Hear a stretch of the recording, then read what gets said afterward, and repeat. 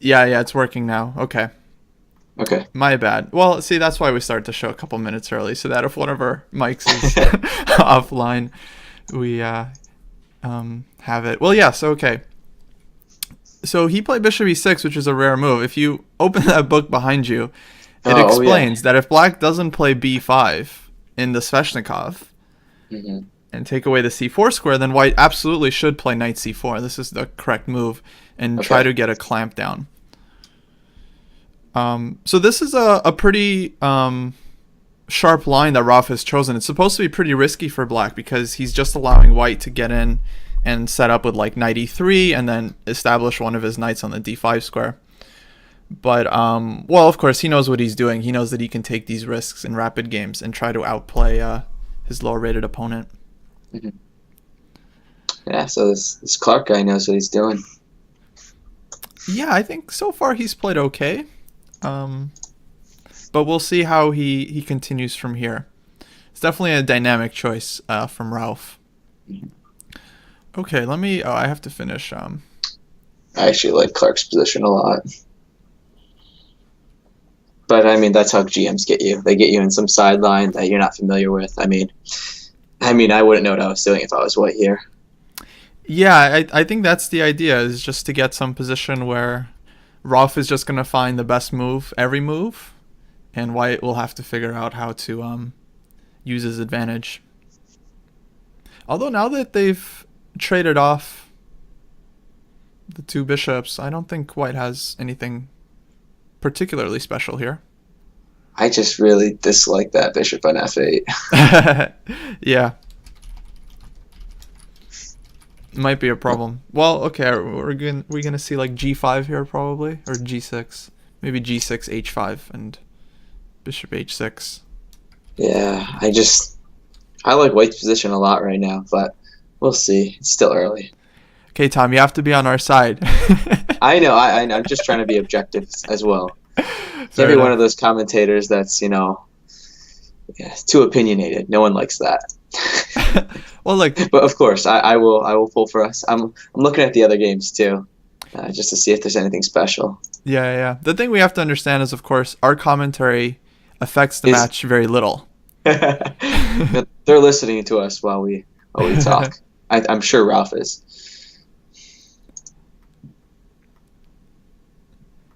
And I do believe that Ralph is gonna get very close to a 4-0 in today's match. I think he's a little bit. What happened on his board though? I don't like this. His king's on e7. Oh, whoa, that's not good. I don't like this at all. Yeah, that's weird. What is going on there? Did I he mean, blunder this queen a4? knight b6. I mean, queen d7 ideas. He has to play rook d8. Ugh. I think Hmm. he's. Oh my god. Yeah, this doesn't look good at all. So today we have Rauf Mamedov on board one. He's holding down the fort. And then on board two, we have Grandmaster Zviad Zoria. And he's currently playing board three from Australia's team, this IM, Kanan Izat, who I'm not familiar with as well. But I imagine Australia might be like Canada in that they have a lot of underrated players because they might have the small chess community. They don't get to play much against outsiders. So a lot of their players might just be underrated. Then on board three, we have Fike, who's white against the young Russian-speaking kid Anton Smirnov, who's very, very talented. And on board four, we have Timu, who is playing against Grandmaster Alexei Sarana from Russia, who's also, I think he's like 18, so pretty young kid. Um, well, Timu's position is pretty solid. I'm going to back up here, see what happened in this opening. Looked like it was Queen's Gambit declined. Yeah, team is pretty solid right here.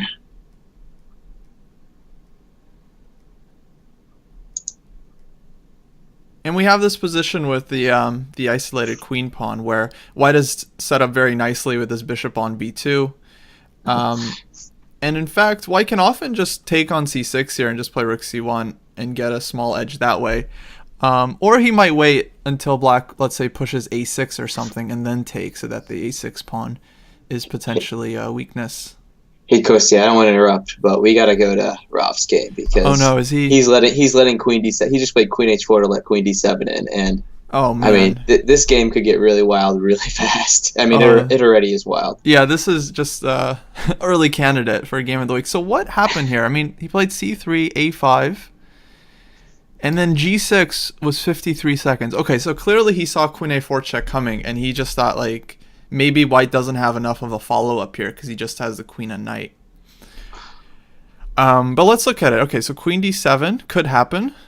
King f6.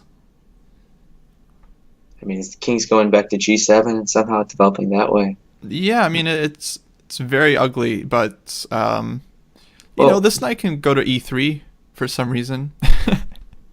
what about a move like I don't know, I'm just throwing it out there like g4 for white when the king's on e7 after queen h4. So Is that g4. I'm just trying to say like where are you going to go with that knight? So he has to put the knight on e3. Yeah. And this is going to be a complete mess. Let me see if they have any more moves. So no, white is thinking after queen h4, and that's probably a good decision because if you're going to go for queen d7, king f6, you have to kind of see the follow-up. Otherwise, black might just like have like queen e4 check or knight e3 or some counterplay. But isn't that knight lost? I mean, I want to say knight e3. I'm just going to throw out there like king e2. Oh no, okay, you have knight takes g4 and f2 is falling too. Okay, Mm-hmm. I was thinking like you have h3 and the pin right there. But I don't. There's got to be something here for white. I mean, Yeah, I mean, I don't like black's position at all. I'm just kind of counting on Rolf's blitz prowess. and hopefully, I'm sure. Somehow Clark I still is- feel like he's a favorite here, even though his position Oh. is objectively. I completely agree. Very dubious. Even if he loses a piece somehow, I bet you Clark burns a lot of time right here, and then tries to find something because I'm sure he knows he has something. Mm-hmm. And if he doesn't find it, he's probably going to lose just because of that. Mm-hmm. But Yeah, we're gonna see what he's made of because this is a huge pressure on him. It's the first round. This is basically the biggest point of the match from Australia's point of view. Like if they could choose one game to win, this would be it. So, and he probably can tell his position should be good concretely, but he has to find it and prove it, and it's not so easy, I think, from White's point of view. It looks like we have about 10 viewers now, so welcome everyone to the stream. Thank you for watching. I'm with National Master Tom Riccardi, who is formerly a coach of Bay Area chess and has personally taught. I'm sure you worked with Timu and Christopher at some point, and Ivan, all the guys from the elite team and from our hackers. yeah, Timo beat me when we played. But I did get Christopher, but that was when he was only 2,000 at the time. So. But you're also responsible for developing this talent because you've probably worked with them at the camps at least, and I'll take full responsibility for their accomplishments. Nice. Oh, so he exchanged queens. I don't like that. No, that can't be good. Well, I thought I feel like White's advantage is slipping after that exchange, but he's still got a great knight on b6, but he's developed. But I just felt like there was something a little bit more. Yeah, so he took the conservative route, right? Which is interesting. Deciding to play it safe, trade queens, and try to get a draw based on the eventual presence of the opposite color bishops. But if black gets e4 in, I mean, I think Rolf has chances to kind of turn it around. Although objectively, white is still probably better here. Yeah, just black's pieces are just so uncoordinated right now. Yeah. Okay, let's check out. Let's see here. So let's take a look at Zviad's game on board 2. Yeah, it's pretty normal position. And, Definitely unbalanced, but it's very solid. I mean, it seems like he equalized right out of the opening. Yeah, I think so. We have this kind of like hedgehog type position now. Let's see what happens. So you got b5 in, and Yeah, I think this is a good opening for us because it means that his opponent is just kind of playing chess and not going for a theoretical kill. And I think I have faith in Zviad's chances Technical here. ability. Yeah, to Yeah. just kind of outplay him in this position where I think Black has already achieved something because he traded off the light squared bishops. Now after knight c2, White kind of has two threats here. He wants to take the b4 pawn, and he also wants to advance with e4. Okay, rook b8, Yeah, just being solid right now. e4, and queen b7. I like this move a lot. Going for d5 or something eventually.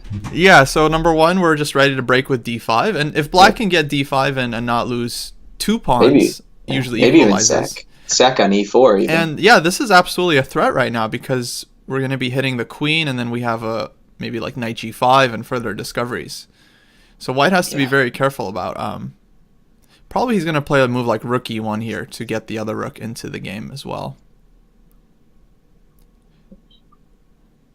Yeah, I like this position for Black for sure. Yeah. Okay. Yeah, rook e1. What to do next though? Do you play maybe rook d8?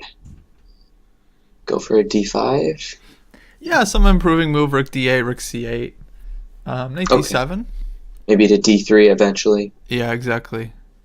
See, he's showing the drawbacks of trading the light squared bishops is that White has less control over these light squares. Even though it looks like White's position is super solid, there are some weaknesses for Black's pieces to target. Yeah, I like what he's doing here. Definitely feels slightly easier for Black, actually. I think White has to figure out how he's going to keep everything covered. Okay, let's move to Fike's game. So he's got White against the youngster, and Black has just played queen a6, offering this queen trade.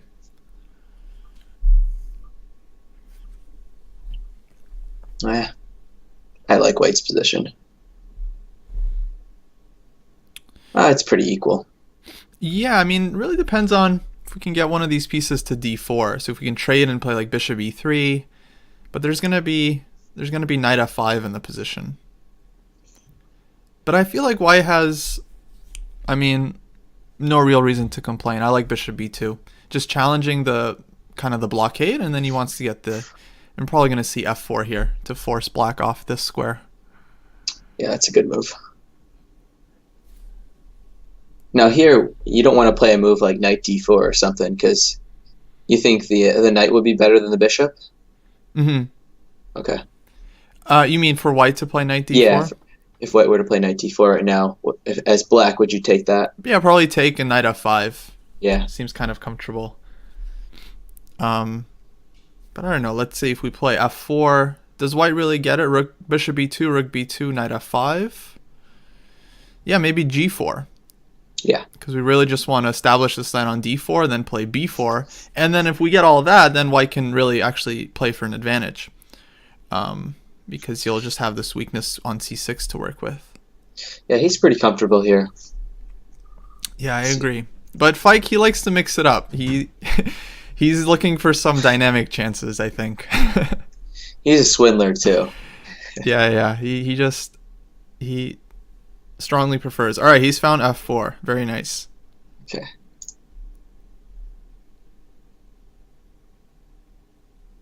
Yeah, I think we'd be very happy with some scores on the lower boards as well. Right. If I can score or Timo, one of these guys, I bet you one of them can get a full point. You know, they're playing younger grandmasters, even though they're very strong. But you know, they don't scare me like someone like the big guns. Right. Yeah, absolutely. And Fike and Timo, they played last year, and they both scored upsets last year. Timo beat, I think, Grandmaster Belarus, who Ivan beat last week. He beat him last year in the super exciting game, and then Fike beat Grandmaster Vinay Bhatt. So I think if they get good positions, they're going to have no problem punishing their opponents and trying to score points. I don't like the situation, though, on Timu's board because I'm gonna switch here, and he's way down on the time. Even though his position is fine, but 10 versus 3 is very tough against the GM who's like Oh, has an jeez. active position. So even though White's position is objectively very, very much okay, he's taking a lot of risk by being this low on time. Yeah, I mean, in this format, if you get under, I'd say 5 minutes, and your opponent's got around 10, you're gonna be sweating a bit, That's right. especially with it's still pretty early on in these games. A lot of chess to be played. Yeah, this is just round one, and we're going for that. So they're repeating right now. Yeah, it seems like they're repeating moves, but I can't imagine Black will continue to repeat. But Yeah, we have to especially get this 8.5. That's the magic score. Okay, so explain to me what happened last week. I know there was Yes. the forfeit. I know I kept seeing the messages from everyone, but I didn't really understand what number we needed to get. Last week was confusing. So what happened was, so Ralph forfeited the first game, and in order to switch Daniel in, we had to be penalized an extra point. But this point didn't go to the Ospreys, the opposing team. So basically, we won the first match, the first round. We won all 3 games and forfeited board 1. So the normal score would have been 3-1. And then they took off a point. So basically, we won 2-1. Okay. And so that's why at the end, there's this weird math, because now there's only 15 total game points instead of 16. Okay. So 8 was the magic number there. So 8-7 is a win. Yeah, exactly. Okay. But they were very confused on the main show also. At one point, we had reached 8 points, which meant we won the match. And they actually wrote 8.01 to indicate that, like, we won. And they were very confused by that. They're like, what is that? I see. Okay. They had no idea Gotcha. what was going on. Okay, so now Ooh. it should what be a 5. team. Wow, Timo. Oh, okay. Oh, it works. No, it's Yeah, actually... no, I like It's it. a fantastic move. So we can't take because the rook on c8 is hanging. And once the queen moves away, he's going to trade off the bishops, play rook d1, and then his position is pretty safe.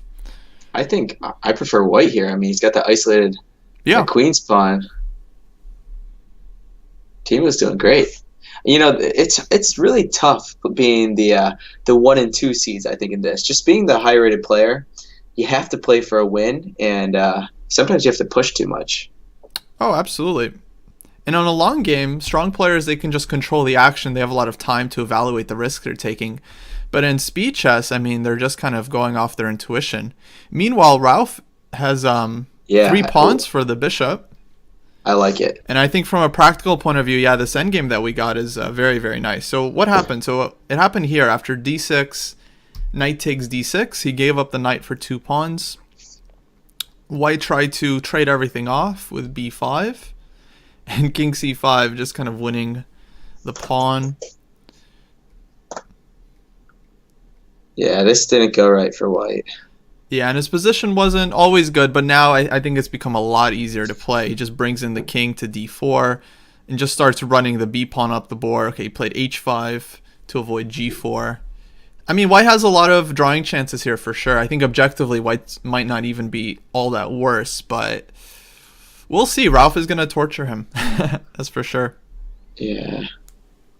I mean, computer probably says it's holdable, but I'm sure this guy he knows he's playing a 2700.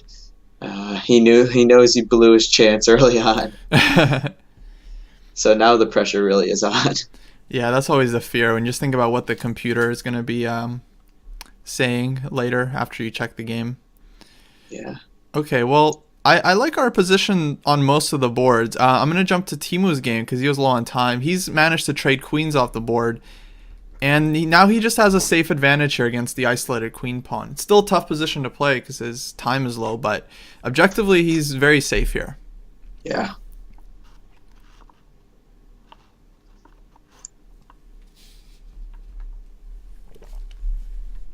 Now, Kostya, if Hmm. Alexei offered you a draw here and you're in Timu's position, what would you do? So if I'm playing like the team Say match, say you were in Timu's, in his position right now. oh, Would I you would take the take I draw? would take a draw, yeah, for sure. Okay. Because a draw is definitely a good result on this board. And a win is great, but we're not relying on Timu to beat this guy, to win the match. So a draw, I think, helps a lot. Yeah. I'm sure Australia expects a win here from their board too. Yeah, I mean, they really have to shut out Fike and Timu in order to win this match or tie it. But I think, well, that'll be tough. I just don't see how Alexei or Serrano makes any progress here. No, he's just kind of fishing for more weaknesses or for White to blunder something. And I think he's doing kind of the right thing. Because from Black's point of view, there's no reason Black should be playing this for a win. He's probably playing on time at this point, honestly. But yeah, he's hoping to get Timo down under a minute. And then, I mean, a lot of chess to be played. I'm going to switch to Zviad's game because his opponent is also way down. And I think Zviad's position is just winning, probably. Yeah, those light squares are becoming a big problem for White. Yeah. Wow, did he really play g6? Amazing. Against the bishop on b2, he played g6. Probably so he can play e5 and not allow this knight to come into f5. I think he just won a pawn, right? Yeah, knight takes e4. Knight g5 is coming. Okay, knight e6. Maybe bishop h6 here.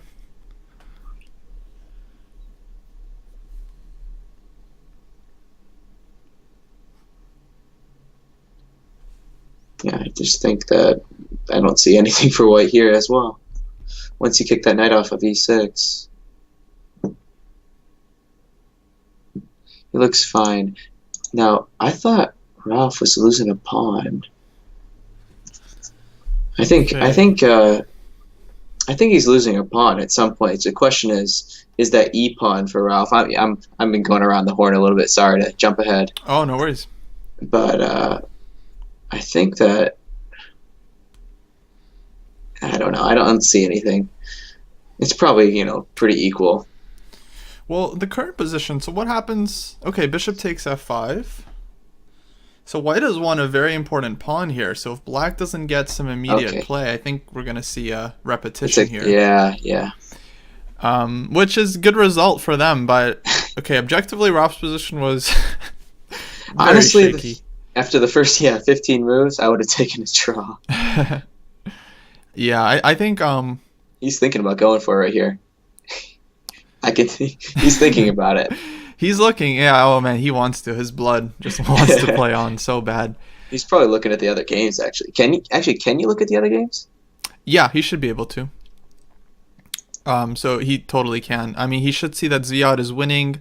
Timu is very close to losing on time, but again, his position is good. So if he just keeps the tempo, he should be fine. And Fike is doing well, I think. He's fine on the clock, and his position is, I think, better.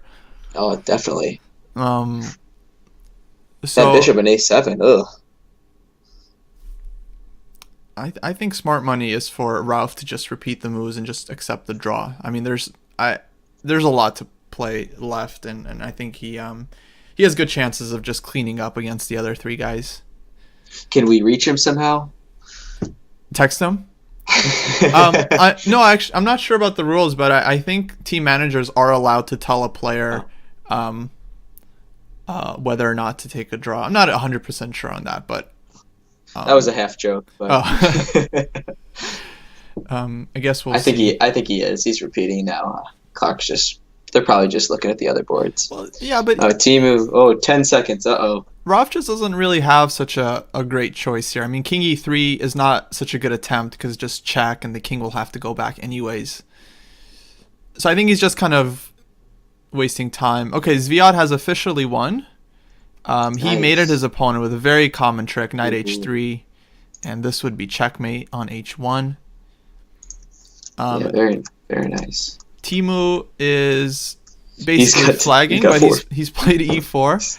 He's got 4 seconds. So he's trying to trade everything off, but yeah, black is just going to keep this knight on the board. I mean, he'd rather give up the rook than give up a knight against Timu's clock. And it's just, yeah, he had 0 seconds there when he played that. He needs to just start moving. Well, obviously he needs to move instantly, but this is the issue. I mean, if his internet lags, for a second, knight d5. Knight d5. Yeah. Oh, no. Shoot, yeah. So, I mean, you just can't get under, if your opponent has 5 minutes, you can't get under a minute. Yeah, I agree. I think just bad time management there. That's just experience, probably. Okay, well, that leaves Ralph's game, because the match is currently tied. 1 win apiece, and Ralph drew. And that leaves Fike's game. Fike is doing well, but this kid Smirnov, man, plays so well in time pressure. Like last week, he had this insane game against Sargsyan where he just outplayed him with like seconds left on their clock, and there was like sacrificed a rook, had 2 passed pawns. I mean, it was just a mess. But it seemed like he played the position very, very well. So he's very dangerous when it comes to playing with in bullet, these bullet time controls. Yeah, I'm a little scared for his position actually right now. What happened in this game? I don't know what white does right here. Well, his king is a little bit weird, huh? You can't take an h5, can you? No, bishop takes f4, right?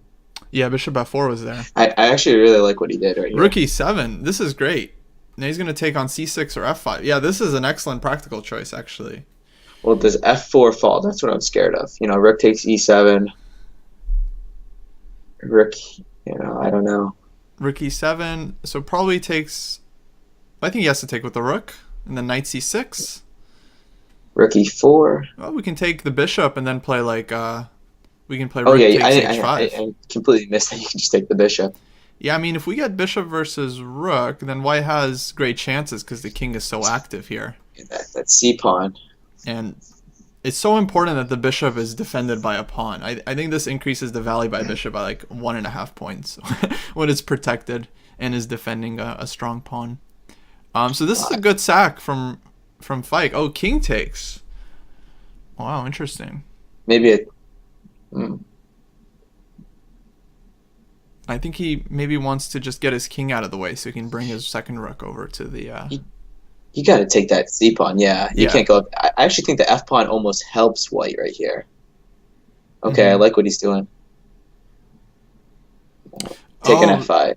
Take an f5? Yeah, he can't take on h5 here. He probably has to take on f... But I don't know. I mean, black's king is going to just kind of blockade on c6, and then maybe black's h-pawn is just going to start running. Okay, maybe b4. You might have had to play b4 there to threaten b5. Mm-hmm. Because I don't know if that pawn was very helpful. I think you got to get in b5 in. If you're going to have any chance, you got to it has to be b4, you might have to play like rook b2 or something. Or, yeah, a4. So, I think a4 now. a4, and then I think, does black have to play like rook a8 to stop b5? Or to stop b4? I mean, maybe. I imagine he's just going to go for counterplay, just like rook f8 or rook e8. Yeah, this is going to be all 3 results for sure, but I think it's 2 results. It's going to be one or the other winning. And I'd say black's got a higher chance right now. Yeah, I would take black here, I think.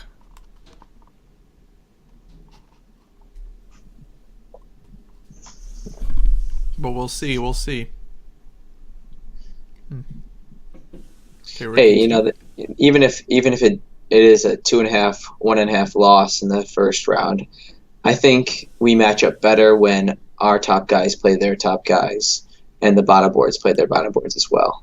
Yeah, absolutely. I mean, I think in the final round we could easily win 3.5 or 3-1 because board by board we have a big advantage on the top 2 boards, and then I think Fike is a bit of an underdog against the IM, but Timu is no worse, I would imagine, than their board 4. Yeah. Yeah, I think this is over right now. He's probably going to get himself mated here, but this is just a tough position. Wow, rook f5 check. I mean, he just played that very quickly. Okay, so he's threatening the mate. But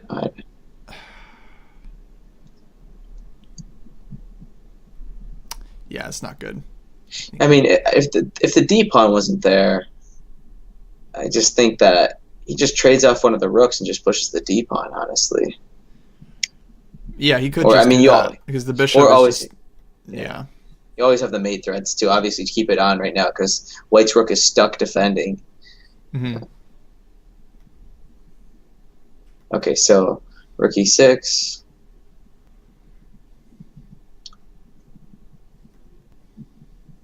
Rook h2 is he looking at? I don't know. Wait, did he? What happened? Uh-oh. Just flagged. Oh, he flagged. Well, Huh. I mean, I think the position is just lost because Black Yeah. wants to take on b3 also, and White just has no way of advancing the pawn. Yeah. Okay, so 2.5 for the Kangaroos. Probably should have been 2. I mean, Ralph, we would expect him to win, but okay, it's just the first match. And Yeah, so I mean, bit of a setback there with I think Timu was just completely fine. Same with Fike. They were just fine. yeah, objectively their positions. I think Fike had a big advantage at one point. Timu was also doing well, but yeah, the time it really tells. But okay, well, we have everything left to play for. 3 more rounds to go. I'm gonna see. I think the San Diego versus China match has started, and this is gonna be very interesting to follow. So here we have Tadev playing against Yu Yang Yi. Wow, what a matchup! Did you ever get to play against Yu Yang Yi? I did. can't I remember. played him in the first Millionaire Open in the round 1, Okay. and yeah, he beat me pretty badly. We have John Bryant. He's playing Wang Yu. Yeah, this is going to be a huge match because San Diego has a very strong team, and this Chinese team, the Pandas, they just look like they're going to be They look like like monsters. almost unbeatable. Even their fourth wards, I'm scared of. Yeah. And so Dreyev is currently playing their current board 4, and he is. I can't say he's better. Actually, maybe he's playing black. I think he has some advantage up on time. Probably has Li Zhao Yang, some good chances. 2098, who is who's playing one of the best players in the world.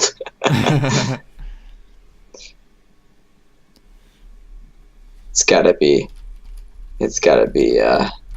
one of the other Chinese super grandmasters taking their place.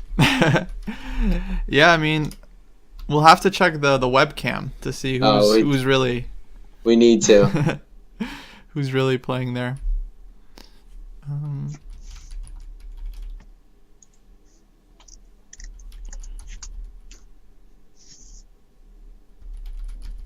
So our round will be starting, I think, in a couple of minutes. Okay. So how long is the break? Just like, hard to say. I feel like it's between 5 to 10 minutes after the round ends. I just don't know how they decide on that. Like, because this is tough to just have that bang bang. You finish a game. I think they want to give some break, but without too much, because then players, they just can get restless.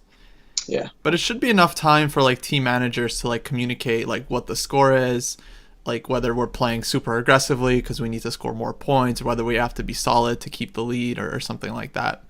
But yeah, I'd imagine the games will be starting soon.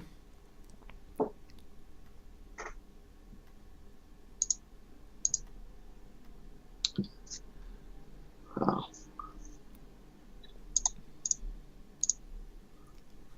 Nice. That's a draw. What was that? Was that one of the games that we had?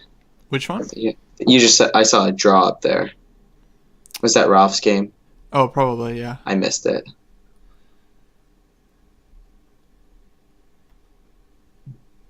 Actually, okay. Well, Tata's down a pawn. No. Is equal? No, she's down a pawn. Yeah. No, she's up a pawn. Excuse me. Mm-hmm. The game looks pretty unclear, actually. Yeah, she's got this dark squared bishop. Maybe queen f4. Just keep the queen on the dark squares. Okay. She's down in exchange. Okay, f5's the light squared bishop's kind of pointless, honestly. Just kind of. Yeah, this should be well. If she takes on f5, or if he takes on f5, then maybe rook c1. The real problem is, that bishop can't get going on that long diagonal because knight e5 just stops everything. Yeah, it just plugs it in.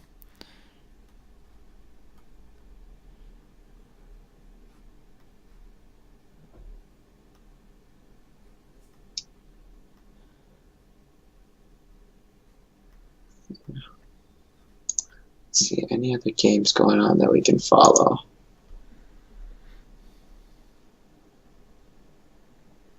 So Hikaru's playing.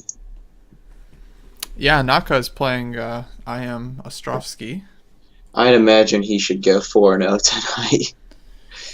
So let's see. So they're playing Vegas, but they have Lanier Dominguez on board 1. Oh, I didn't know that. Okay. Yeah, Sebastian. Very tough. Yeah, but China's board 4. Ding Liren. I think it's Ding Liren. There's no chance. I mean, how can a board 4 play with Dominguez and just? I mean, I think she was beating him or something too. Right. It seems pretty remarkable. Yeah, just had the match of their life. Or they're just doing what they're supposed to do as Ding Liren.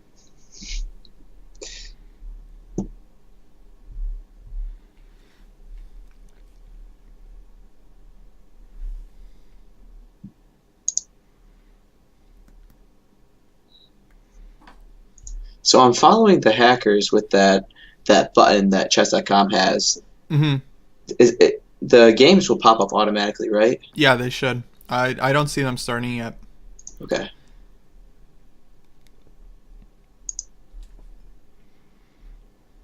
Let's see.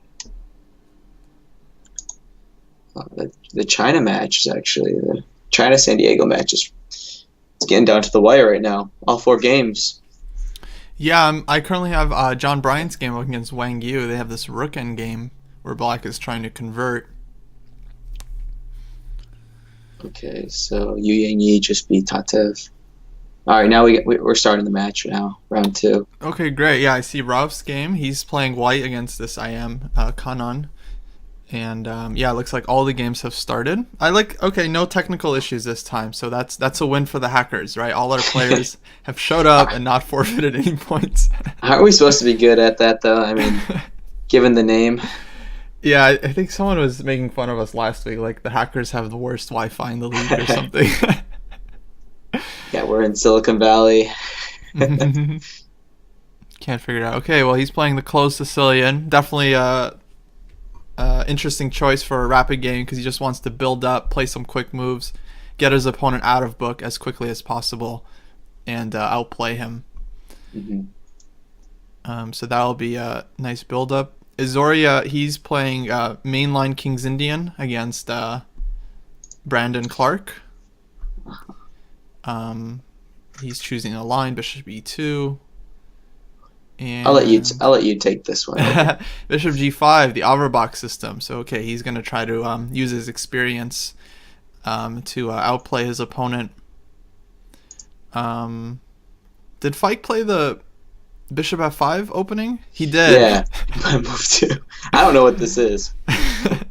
What is this? This is so here after CD5, Black has to play Bishop takes B1 and give up the bishop because Queen D5, Knight C3. And then White is just going to get a big center with E4. Okay. So as long as White knows this, I mean, it's not a whole lot of tricks for Black. I don't think it's such a good line. But maybe it's a specific blitz weapon that Fike likes to use. Because if the opponent isn't super familiar, then it might be a good choice. So Ralph, or if I grab that a pawn, it's like the most poison pawn of all time. He took it with his queen. I like it. Oh man. No, I like it. Just showing no respect to his opponent. Just saying like. Oh, the kid's like 16. Come on. I mean, okay, bishop c4. Well, black's position is super solid. I mean, he has no weaknesses, but he's down a lot of time here. No, I like it. Come on. Very risky choice. But, okay, if he gets his pieces out and white doesn't find something, I mean, it is actually a very practical choice because now... He just walked into a fork, b5. Well... is his turn. You can probably sack there as well, Morphe style.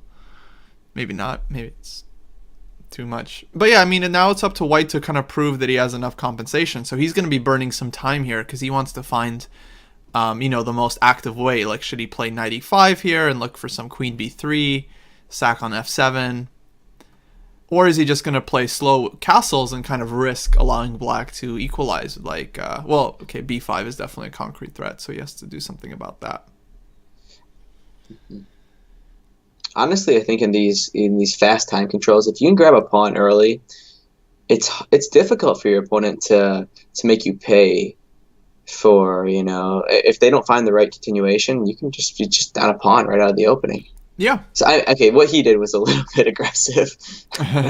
Yeah, I think so. But okay, I mean, we're gonna get an interesting game, that's for sure. Like this is definitely a game for two results. Of course. So Timu, I'm looking at Timu. Timu is already down time. It's okay. Okay, Timu has oh wow, very interesting opening against Anton. So they played c5, d5, takes, knight h4, and knight a6. Oh man, Tom, this is my game against Sokolov actually. I think it was very similar to this. When you were white, right? Yeah, actually, do you mind looking that up? I wonder if this is the exact position or not. Sure. Because in that game, he actually played knight c6 and just got a huge advantage. Let me see. I think Timu might have missed a chance here because actually, if it's the same game, then white had misplayed it terribly. But if he had played knight a6, this is not quite as good. But that would be interesting. Hold on 1 second.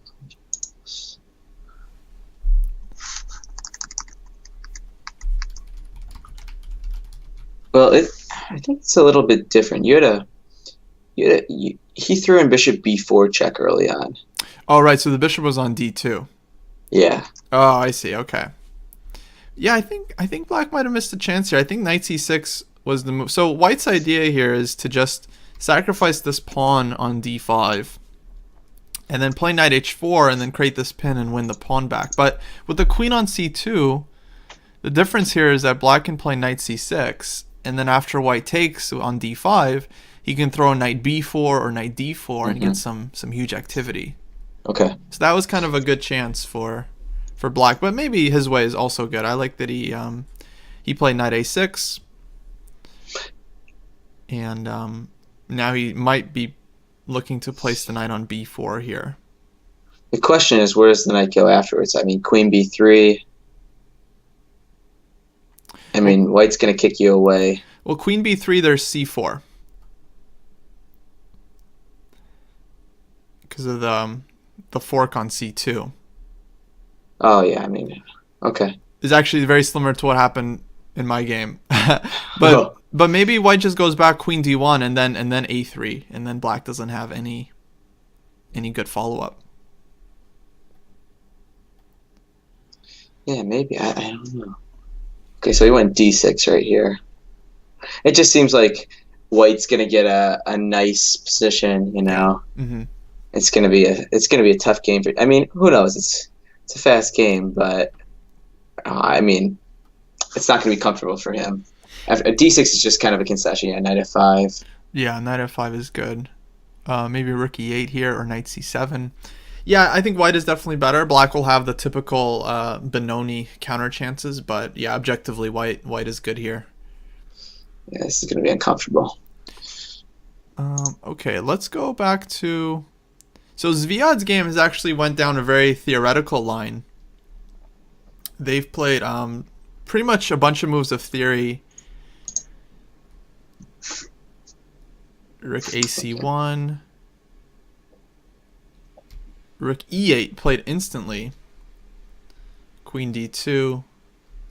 Yeah, I think they're still following theory here because Brandon is just playing instantly. So clearly this is a line he studied recently and feels comfortable.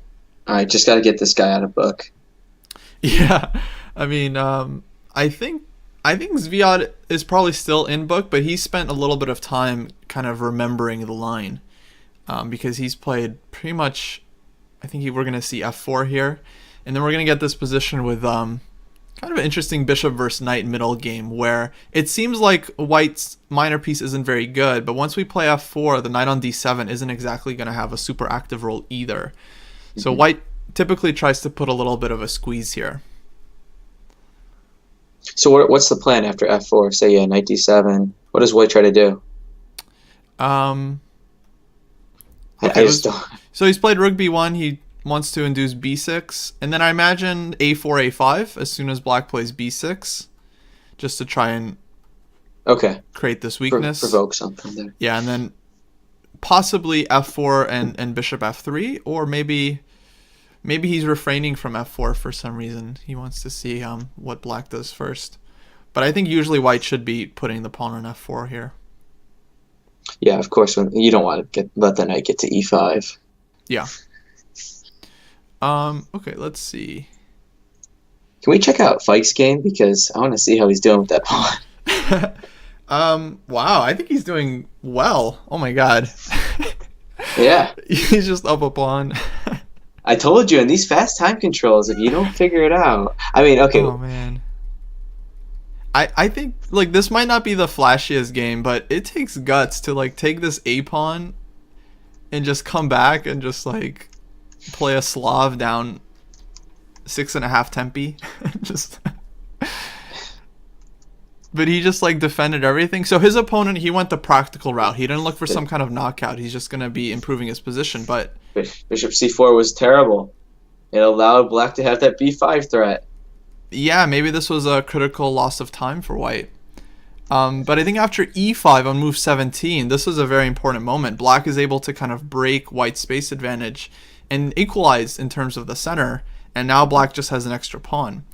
Now white can pretend he has the two bishops, but these two bishops, especially the light-scored bishop, are just not that interesting in this position. So black is playing for two results here for real. The the classical two results, win or draw. That two bishop F5 opening, I don't know what it's called, but... What is that line called? Okay, trivia for the chat. What is that line called with two bishop F5? It might just be called... I feel like it has a silly name, but I don't remember. I'm cheating. I just looked on chess.com. Oh, what is it? It's the Baltic defense. It says Queen's Gambit decline, Baltic defense. Okay, so. Next question. Where is the Baltic region? I don't know that one. Well, this is looking good. Okay, so... and Fike typically does well after a loss. He's like a Magnus. He gets angry and wins. I'll never forget his game against someone last year where he had lost the game he was winning, I think, and then the next round he like just crushed someone. He put his bishop on B2 and he just ran his H pawn to H6 and just checkmated the guy. Just from the opening. That was a very nice game. And I think he's Timu has... I like what Timu has done too. He got rid of his bad dark squared bishop, and okay. Yeah, I mean, white traded on E7. So did he force that? I don't know how because I like how he's kind of created this problem in D5, and then it's kind of... It seems like whenever you're in these type of positions, you want to always trade off those minor pieces. Give yourself some space because you're at a space disadvantage, but. From black's point of view, yeah, I think white maybe shouldn't have taken here. Or might be showing his inexperience of it. But he just didn't want to allow black to drop back with bishop f8. But I think actually maybe by taking on e7, it kind of makes black's position a little bit easier because of the space. And then Timo found really strong move b5. Because now he's turning b4 and he's targeting the d5 pawn. Mm-hmm. So I think actually black could easily overtake the initiative here if white doesn't have a way to consolidate. So I'm not sure, can white play e4 here or not? There might be b4 and h6, just like challenging all of white's pieces. Yeah, and then that white squared bishop might not be so good. Right. So yeah, this is a very double-edged position. I think if Timo is feeling well and confident, if he saw some tactics before the round, I think he has good chances here to at least put up a score. Things are looking pretty good so far. Yeah, let's go back to Ralph's game. His opponent is just broken in the center with d5, which is the right strategy against this kind of flank attack. And Ralph is going to try to work some magic here and create some attacking chances.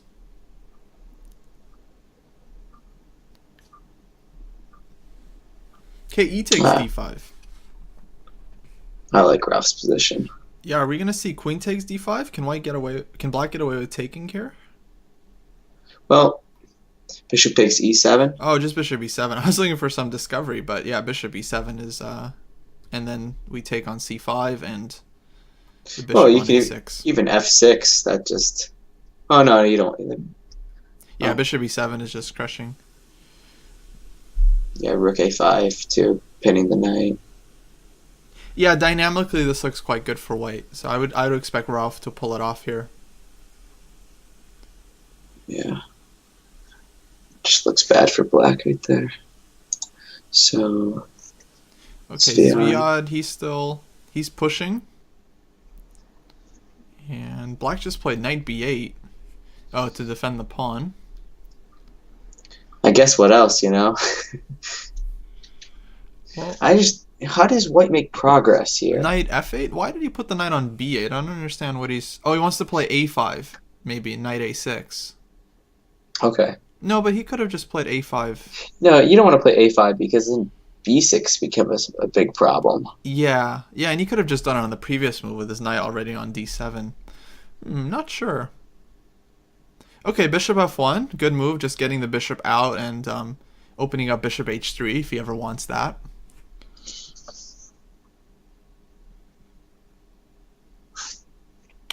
Yeah, Zviad is playing the the Grandmaster chess. He wants to just run his opponent down on time and then find some trick and win barely in some endgame. I'm gonna make a bold prediction. We're gonna score at least 3 points this round. Yeah, we're doing well. But we'll see. 3 points. Gonna take the lead. I like Timo's position. Timo's doing great. He's traded off some pieces. I like every position looks pretty promising. If only you can just put that knight on e5. But that's going to be tough. If we can jump it on d4. Well, maybe a rook b8 and then take on e2 and then knight b5. Yeah, take knight b5, knight d4. Well, I just thinking because queen takes e2. Oh, so rook b8. Yeah, threatening knight b5 after that. Yeah. Definitely looks good. Yeah, I like it. I think we have good chances here. Okay, Fike. Fike is just, I think, is just winning. Still up a pawn. He's gotten his opponent to advance f4, b5. Takes. Oh, giving up the good bishop. He's winning. Yeah, this is just a winning position for black. I mean, well, not winning, but it's very good. E4 here. Maybe you should have taken with the pawn to kind of prevent white from opening with. Now the bishop gets out a little bit. And now those two pawns, a6 and c6, what are they really doing? Yeah, I like taking with the pawn and maybe even pushing d4 and then taking the f4 pawn. But he took with the rook probably more on strategic grounds so that he doesn't get he keeps the open file. Yeah. Okay, On now... instinct, I would do that too. But now white could. Yeah, he wants to play e6 and open things up. So do we play like bishop to d8, bishop b6 here? Get rid of that bishop. Queen d8. And on e6, what does he want to play? Rook d5 maybe? Yeah. This is a position where Magnus with black just scores like 100%. He just finds a way. I think Fike is doing the right thing. He finds a way to like infiltrate with the rook on d2 and then play like queen d5 and just go after the king even in this kind of position. Yeah, but I think you were right with taking the with the pawn instead of the rook, because now this gives white some chances. Yeah. Okay. So we'll see what's going on there. How's the time situation going with that? Okay, so Ralph is just double the time. Time is good. Okay, seems like Timu's a little down, but okay, he's respectable compared to last game. Yeah. Okay, Rolf looks like he's gotten a big advantage. He seems to be close to decisive edge, but nothing super clear. But okay, everything goes according to plan. Ralph should win. Fike, we'll see. I mean, he's definitely better. We'll see if he has enough to convert. His opponent is going to be playing solid. I think Zviad is doing well now. I think he's starting to press a little bit. Oh, nice. So he's traded off a pair of rooks, and that means that black will always just have less counterplay with one rook on the board. Yeah, slightly better for white.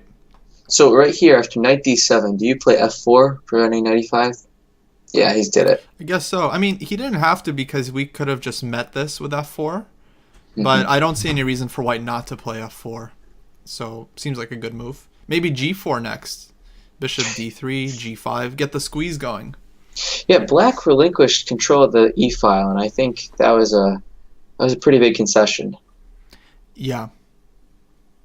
Yeah, we're seeing a nice positional grind by Zviad here. Yeah, we need to score. We need to score 2 on the top boards, and then I think both Fike and Fike definitely needs to get a half point here at least, and Timu hopefully as well. One of them definitely needs to score here for us. Okay, so Timu, I don't know if I like what he did there. He didn't do my plan of rook b8. He said he pushed a5. Mm-hmm. Yeah, I like rook b8 there too. Okay, it's still fine.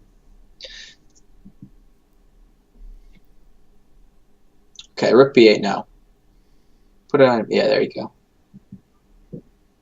Oh, Fike has made big progress. He's got an a5 in, and he's broken white's blockade. Ooh. So now he just has these 2 connected passers, and that means any queen trade, as long as black can keep the pawns protected, it's going to be very, very close to winning for. And now he's come in with queen d2. Yeah, I think he's very close here actually to just deciding this game. Just gotta be careful of any tricks. No tricks. Yeah, but it's hard for white. I mean, his bishop lacks a role. Okay, rook d. Do we play rook d3? Nah. Rook d3. Yeah, rook d3, queen g4. Oh, we can take on f2. Queen e6. We'll just move the king. Yeah, it's going to be very hard for white, I think, to get enough counterplay here. So let's go Fike. It's good chances for sure. Yeah, definitely rook d3 here if you can. Just no chances. Also, queen d1. Just to queen d1. What if I play like? Yeah, go with queen a3. Queen a3. I think rook d3 is just, it's the simplest. Although, yeah, okay. What about queen g4? Oh no, the rook controls d7, so we're good. Yeah, maybe if white has to play bishop e3 there, I mean it's, and then queen d1. Yeah, it's very close for black, I think. And Fike has enough time here to take it nice and easy, but convert. Yeah, okay, he did it. So bishop e3. Oh, queen c3 maybe? Just to really... Oh, queen d1 right now, Yeah, queen d1. Queen f2. Well, I can keep kind of squirming around. One thing I wish that Pro Chess would do is if we could see, like, the fans could see the faces of the players. We actually can set that up, actually. Because all the players are required to be on webcam that they're playing. Yeah. And they have to be, they connect to this software called Zoom. And there is a way we can actually get access to their link. So we could put up like their webcam. If you watch the Chess Bar broadcast last week, I don't know if they did it today as well, they actually switched and you can see the webcams of the players as they were playing. That's pretty cool. I just think, seeing the emotion, it's one of the best parts, at least for me. Yeah, it could be interesting. I'll see if I can set it up for next week, because then we can see like... I want to see someone, throw a keyboard or something. So you mean Christian? Yeah. Okay. If anyone G5. wants to watch any bullet games, just see some of Christian's bullet games. Oh, this is very disturbing. Okay, Rook e6. We need a solid move here, like queen d5. Yes, I like this. Just kind of keeping everything under control. And we might be threatening bishop e5 check now. Kind of force white to make some concession with g3. I would, personally, I would play rook e7. Just trade.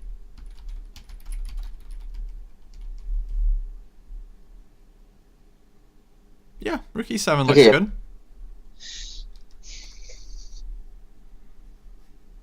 Yeah, bishop e5 though. Yeah. Mm-hmm.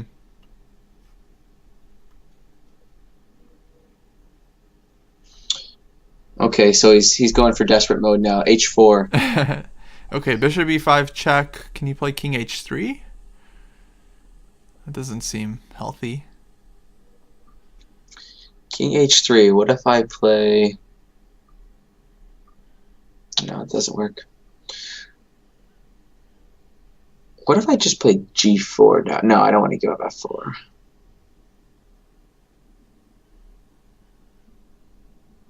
Okay, I can just ignore you and play h6. h6 here? Yeah. He did that. Mm-hmm. Seems okay. And now you have the h file to work with too. Rook d8's a threat. Yeah, I think we're gonna see rook d8. He's just he's inching to play this move right now.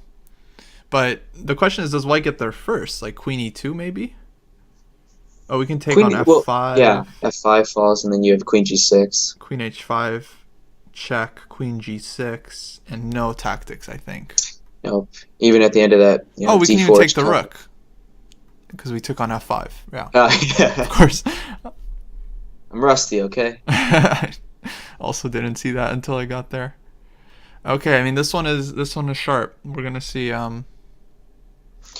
this is gonna really come down to the wire. Oh, so Ralph won. Ralph has won. He won by resignation. His position was just tortured him. Yeah, I mean this was brutal. This is like just a beatdown of epic proportions. Yeah. Okay, we have bishop c5. Very nice. Good job, Ralph. I like Ziad's position too. Sorry for distracting you. No, that's okay. I'm on Fike's game. He has a chance to play rook d8 here, and I don't see how white defends against that. It just looks like a knockout move. And there's so many tactics. Yes, and he's played it. He did it. Oh man, nice. See, this is a guy who sells tactics because there's so many positions where like rook comes back to give checkmate on the h file. This is now lost for sure. I'm telling you. He's dirty too when he plays. Bike, I was beating him when we played that blitz match right before I left. Mm-hmm. And it was just over. I think I was up on an exchange or something, and he swindled. I'm still upset about that. Mm-hmm. Yeah, he's gonna win this. I think this is just game over. This looks good, and he wants to win. He's hungry. Okay, so we gotta check out Timu's game because again, he's low on time. Yeah, he's low on time, and let's see his live position. Okay. It's not great. No. Although I don't E5. know why Smirnov played e5 there. Whoa, this has gotten way out of What the? hand. Okay, but e4. Play e4. Come on, quickly. E4. Oh, you haven't caught up yet. I'm watching the live game for Timo. Okay. He had rook e5 there as well. After e5, he could have played rook takes e5. Yeah, but Timo just doesn't have time. Come Oh, on. no, rook takes, because d takes would have been mate. Okay, let's go back to the live position. Yeah, I mean, it doesn't feel like enough for the exchange here. It's probably losing. It's the time. If he had a little bit more time, maybe he could have figured it out there. Yeah, but I mean, okay, it takes time to find good moves against these guys. True. And so his position was okay earlier, but yeah, if you're just going a little bit slower, then eventually you get this position where it's just tough to hold. And let's see. And White is just playing fast. He's just putting pressure on him, even though he could be calculating. He won on time, but I don't think that's a good strategy by Smirnov. You know, if you blunder, especially with these computers, you just have a mouse slip. Yeah. You don't need. If he blundered, then he would feel really silly because his position was good. But okay, it was enough in this game. So 1-1 for this round. Ralph won. Zviad, he's still pushing, and I think he's gonna see now. He's gonna break through, and his opponent has low time, so it'll be hard for him to defend. And I think White's position here is just very good. I think the prediction's gonna come through. Yeah, I think we might see 3-1 here. Very, very possibly. Okay, I'm back to Fikes' game. Bishop b6. Rook d6. Oh, he played king h2, and we had b4. I see. And this pawn, if he took it, there would be bishop d4. So nice little trick. And then we had... Just play bishop d4. Trade everything off. Yeah, bishop d4 is an easy win, right? Bishop d4. What are we missing here? We trade off the bishops. I mean, the queens go. And then we got the connected passers. Okay, he's just playing b3. This is fine, too. Oh, b3. Yeah. All right. Bishop d4. Bishop d4. Don't think. Bishop d4. You have to trade off the queens or it's mate.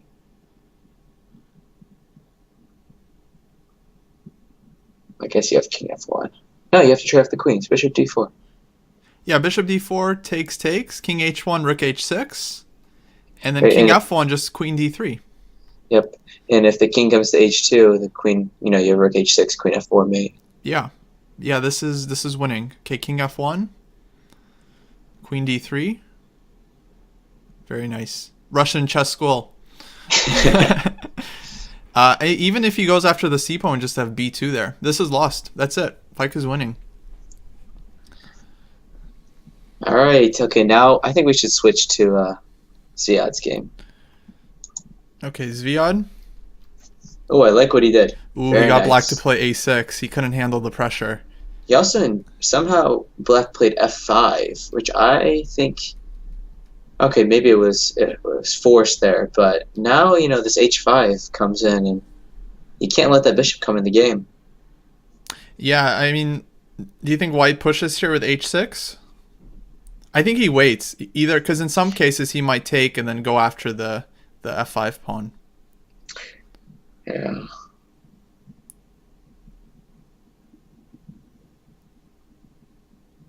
Let's see. So, I mean, is it a5 4? Okay, knight b8.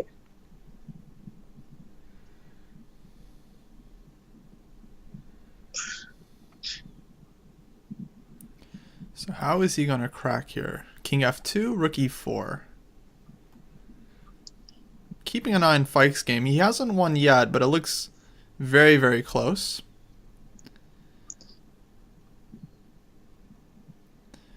So do you play like an... Alright, so Zviad hasn't figured it out. That's why he repeated moves. So I'm a little worried he's not going to win this. Okay, he goes for the rook trade.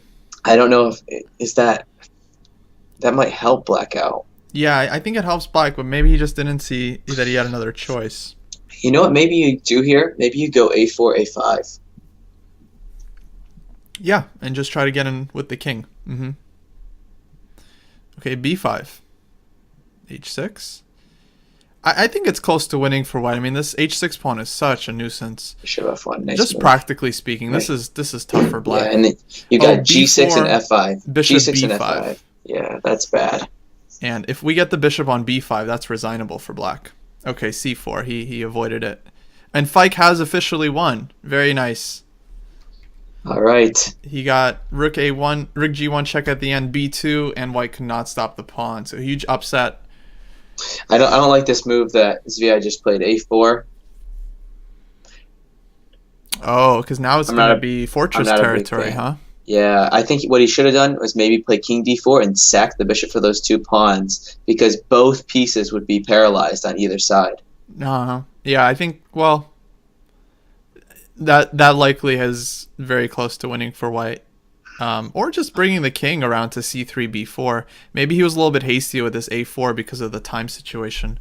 Because this seems like black is going to be pretty safe. But maybe not. I don't know. We'll see. Because his bishop is controlling the pawn. His king might start coming around. I give the odds of winning. Okay, so it's 2 results here, unless somehow he loses f4. Well, there's always a danger of losing on time, especially against knights. The value of the knight goes up with every second that goes down.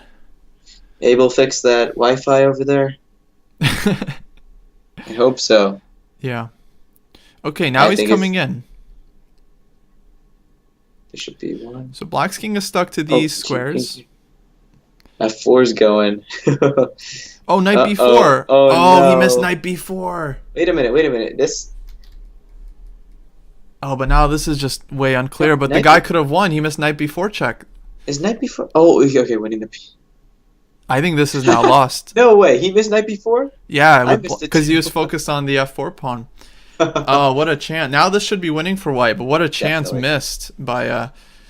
Oh, yeah. Wait. Very nice. He's just going to queen and then push d7, d8 with check. Okay. Zviad with the GM technique. Scary, though. And it's just mate, queen f8. He's going to pick up everything with check, yeah. Takes with check and... Very nice. Wow. Okay, I'm going to go back to that critical moment because we got away with one there. Oh, no. King c6, knight b4. And just taking the bishop. And white is just not in time with the pawns. Okay, let's say he pushes. Forget. No, it's way too slow. Although... No, knight c3. Knight c3 back there because you can't play d6 because I had knight b5. Kostya, go back. Oh, right. You're right. I see what you're saying. But, I mean, maybe there was some other... You put your king on another square, but I think the knight is really a nuisance. Yeah. Wow. So that is incredible. So Zviad won the game. So that means we got 3-1 that round. And... Took the lead. Taking the lead, right. That means the score is 4.5, 3.5 in favor of the Hackers. Very nice. All right. Yeah, nice performance there by Fike. Excellent game. And Zviad so far. He's played amazing this year. He got, I think, 3.5 last week, or 3. And 2 out of 2 so far. Yeah, very, very nice. Okay, let's check out what's going on in the San Diego match. We have John Daniel Bryant playing Yu Yang Yi. Man, crazy. I would not want to play Yu Yang Yi. Just seems like it'd be a lot of pain. He just has this intensity where he just feels like he wants to kill you. The only person who I feel like has Yu Yang Yi's number is Naka. Yeah. He always beats him at Gibraltar, I think. In the Gibraltar playoff. Yeah, Carlsen, I think, also has a great score against Yu Yang Yi. Okay, eliminate the top 10 to 50 players in the world. Then no one can beat him. Right. Well, he's 2750, so okay. he's in good shape. Let's see how the stream is going. Stream is going well. We're up to 17 full viewers. I think it's because I'm here. Most likely. Let's see what other games we have. We have Melik Kacyan playing Hikaru. Now it seems like that Melik is a big underdog, but Melik actually beat Naka in the U.S. Chess League a couple of years back. I remember we were on the Los Angeles team together. Naka was playing for either Seattle or St. Louis. I'm not sure. Oh, I didn't know you played previously before the Pro Chess League. Oh yeah, I was a member of the Los Angeles Vibe, and we had a great couple of years. Los Angeles Vibe. Okay. I think we made the playoff one year and we lost to the Mechanics because their team was just too good. And then the next year, I think we got like last place in like the whole. It was bad, and then we folded. Don't worry, I think that was Pittsburgh's team last year. But we were 2-0 this year, though. For those of you that don't know, I'm now based in Pittsburgh, going to school. So. Oh right, Pittsburgh is 2-0. Yeah, that's surprising, but okay, the team is a wonder now, and yeah, they have a bunch of Michigan guys too. So Michigan's kind of close to here. Right. Oh man, look at Tato's position against Wang Yu. She's doing very well. I'm not on that. Okay, there we go. Man, look at this. She's like got this D pawn. Maybe Wang Yu is playing for the fourth board. They switched to like fourth and second board. He's just playing both. Actually, I feel like John Daniel Bryant did a pretty good job of getting out of that bind. Yeah, his position also looks okay. I mean, he's down a pawn, but his pieces are just very compact and nice, and White's position does have some weaknesses.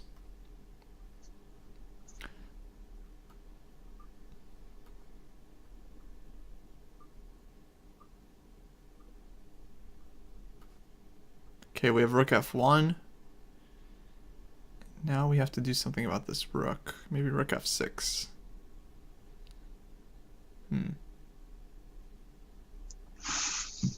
I wonder what the current score is in the Let me go to the main. I think they have like. Yeah, they have the live scores up.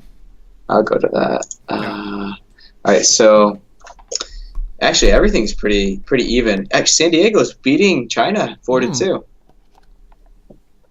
Pretty nice score for them. Wow. Well, that means that they're in the middle of this round, so their top board's probably won. Okay. And so we're waiting on these two games, but they're doing very well in these games, so they might get a big lead here. Yeah, we haven't looked at any of Sevian's games. I'm sure he's doing well. Mm-hmm. So now, do you know why in the Pro Chess League they changed from, you know how last year there were substitutions each round? What was the point of that? The substitutions? Yeah, well, why they got rid of it? I thought it was more exciting with that. Oh, did they get rid of that? I guess so. I think now, your lineup is set in stone. Oh, I didn't realize. Actually, I didn't know one way or the other. That's interesting. Maybe it was just too much of a hassle or something in terms of the technical side. But I didn't hear one way or the other. Maybe Judith knows why specifically they changed that rule. Mm-hmm. Okay, we have the games have started. We have Anton Smirnov playing white against Rauf Mamedov, and Rauf has chosen his trusty Perk Modern Defense. This will be a very important game, and I think Smirnov is gunning for the win here. I think he wants the upset. Zviad is playing Sarana. Fike has played his trusty A3 against the Sicilian. He loves this weapon. Such a bad opening. I think he's going to win this game, actually, because Black spent 14 seconds to play e5. So Black is not familiar with this opening. That's clear. How could you not? There's got to be 20 games on Fike playing this before. Right. Didn't he prepare for this? Or maybe he is prepared. He's just taking his time. I don't know. I kind of like White's setup here. I think he's doing my strategy. I was just playing Italian game. H3. C3 here. Oh, Queen C1. Just going for Bishop H6. You can't prevent it either, I don't think.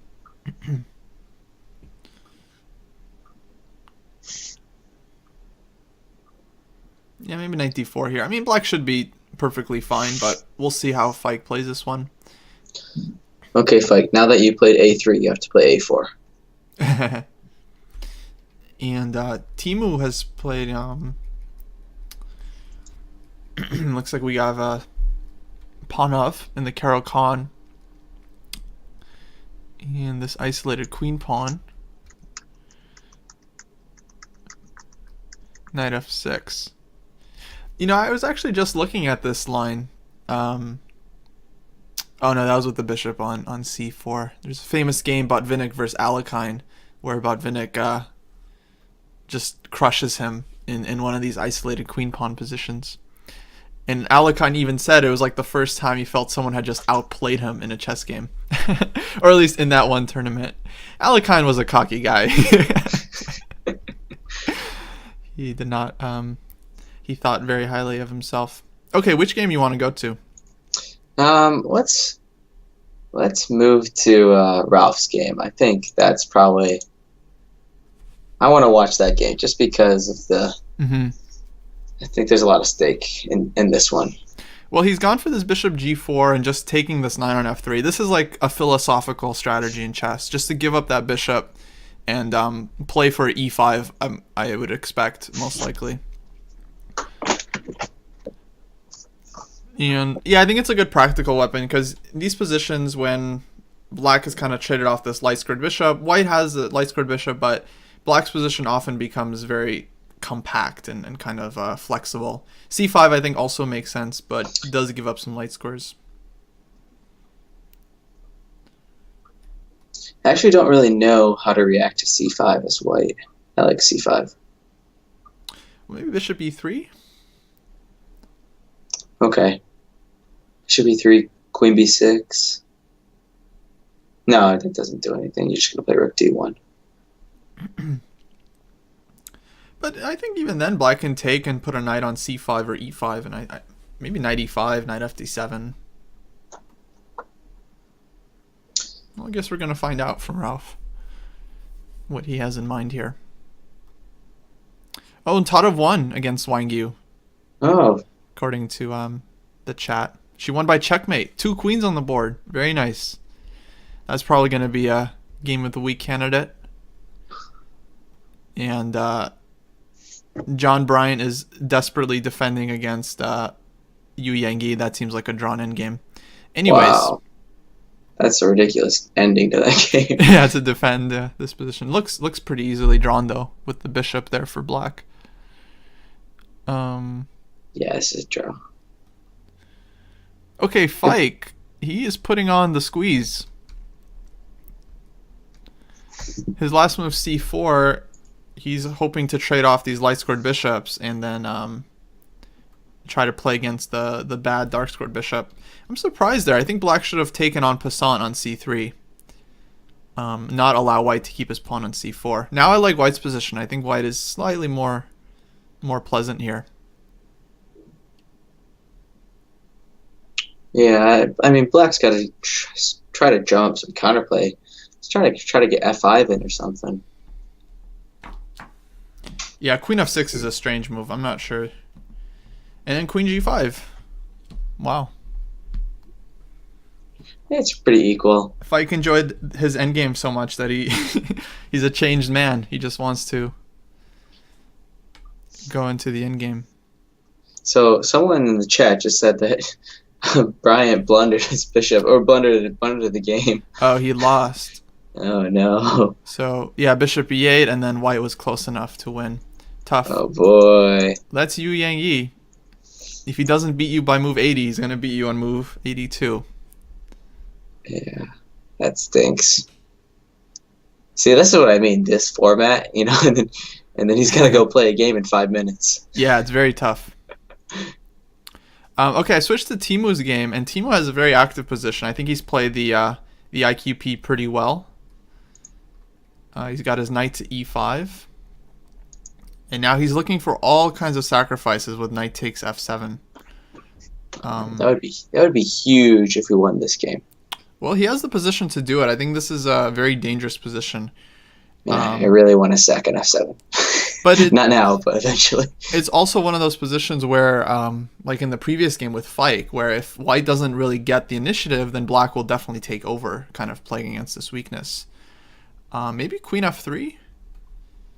And do a little, what Danny Wrench would say, a little tickle on the f7 pawn. Queen f3. Could I play an f6 there? 6? I mean, I think we just sack. Really? Oh, like you know what? We take and we try to take with the queen. So bishop g6 and then like queen g4. And this is going to be, I think, a mate. Okay.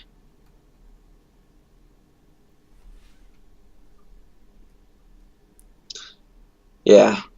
Light square problems. Can't even play g5. You just play queen h5. Mm-hmm. Although yeah, it's or queen e6 there. Oh, okay. Yeah, of course. So good active. I think after queen f3, well, maybe bishop f6, knight f6. White can repeat moves if he wants, but he might not. He might not want to. He might play like knight e4 there or something. Maybe bishop f6. But then knight e4. Definitely some initiative here for white. I think maybe Timu is trying to calculate this out. But I like Timu's going for more.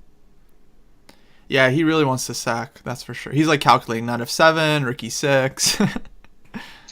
Yeah. All right, Timu. Don't get too low on time, though. That's the one thing we can ask. Okay, knight e4. I think this is a decent move as well.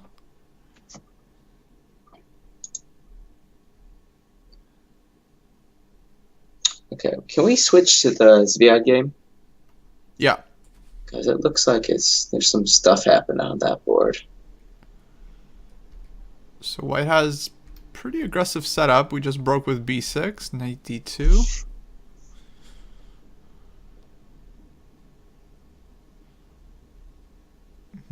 I think black is reasonably okay. Maybe white wants to play b4 and set up with knight c5, but we'll have a5 to kind of challenge that.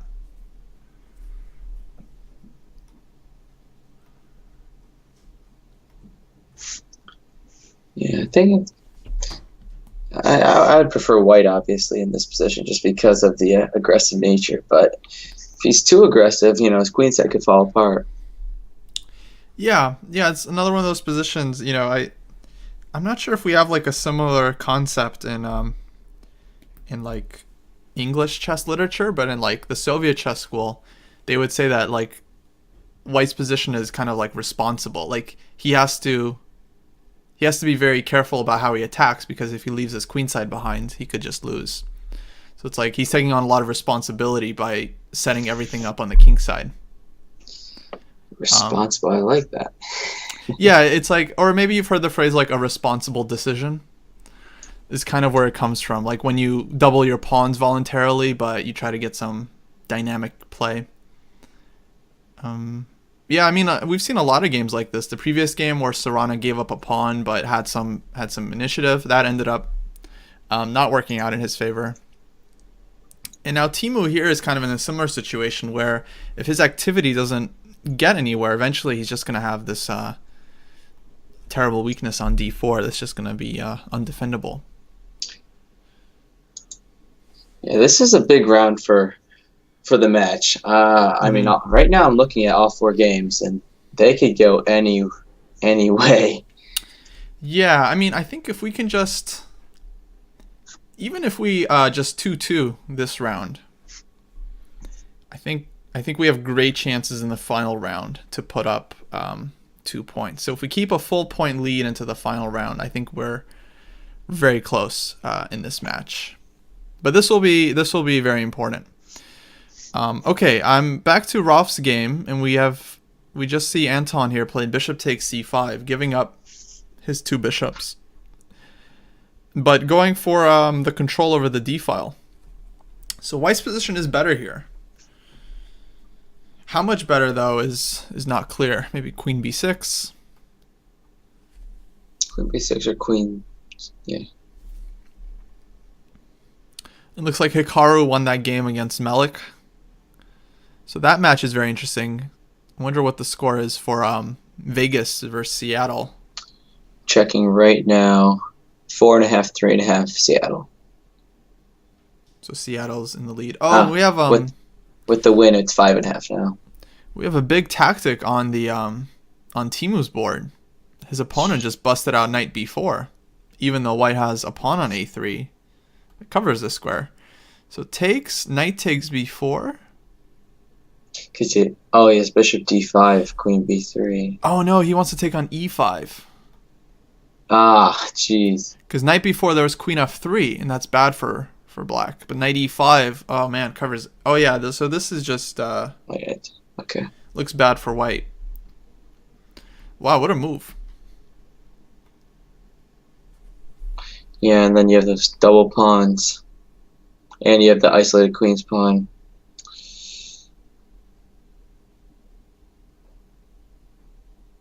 Yeah, this is tough for White.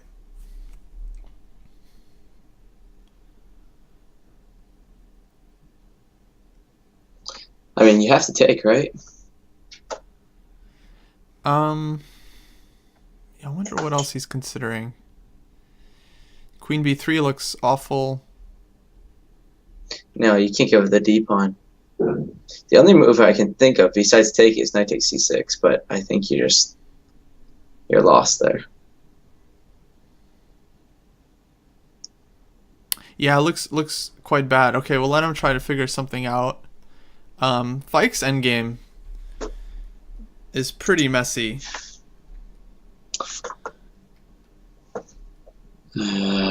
F4, wow. What a move.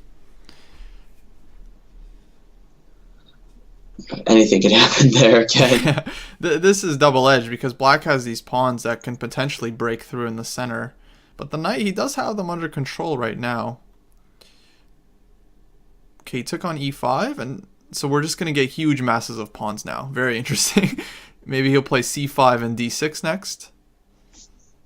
Okay, bishop takes e5. But this is what we said going into this. You know, our top 2 boards, they should do pretty well. You know, the bottom 2 boards, you know, anything could happen. But yeah, but I mean, their board 4, I mean, is not superior, I think, to either Timu or Fike. But you know, in this endgame, kind of anything can happen. I do like White's position though. Yeah, after CB and A5, I feel like he's just in control here. Very nice. I think he just has a big edge. King F2. Oh, King F1. Yeah, this is up to black to kind of get enough counterplay. I mean, it's still double-edged. Rook E8 looks like a very annoying move. How to make progress for White? Knight G1, Knight F3. Well, probably maybe rook to C1. Which rook? Yeah, because they always have that annoying. You know, just hit the pawn that whatever rook you move, hit the pawn with. Yeah. So maybe start with Knight G1, Knight F3. And then you can move the D rook. Knight G1, Knight F3. I mean, it looks very useful for White if we could get this in. I imagine Rook A1 maybe as well, and just to push the A pawn. Because if he goes after B4, then we'll play Rook C1 and kind of most likely win. Yeah, so that game looks promising for White. I think Fike's waiting for 2 results there. Yeah.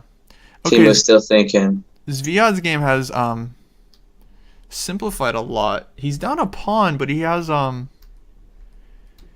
good compensation here. I think his pieces are very active. Rook e2 is coming, and he's probably going to win back the b pawn.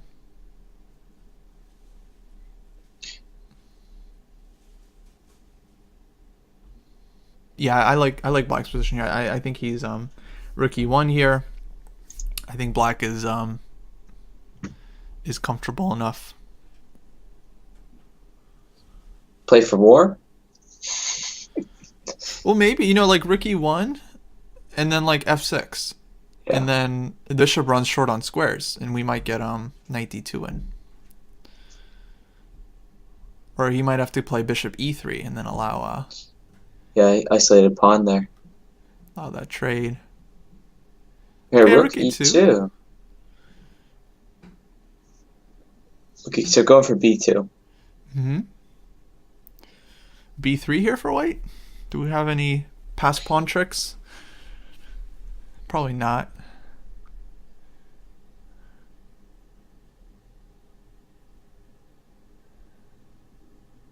Yeah, I think b3 is almost the only move here for white. I don't see what else. Because if black wins the pawn and we don't lose the a4 pawn, then this pawn goes to a3 and black is probably just close to winning. Well, b3 probably knight d6 and then... No. If you play knight d6... Knight d6 might pick the pawn back up.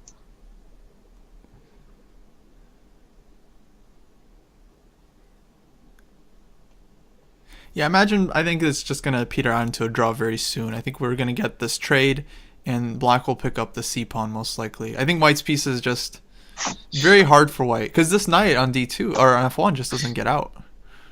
Black could go for more with knight d6 and then a3. Yeah, knight d6... I don't know where maybe white puts B8? His rook. Where do you put your rook? B8? B8, I think. A3. Yeah, white's it's very dangerous. Yeah. White's got to be very careful here.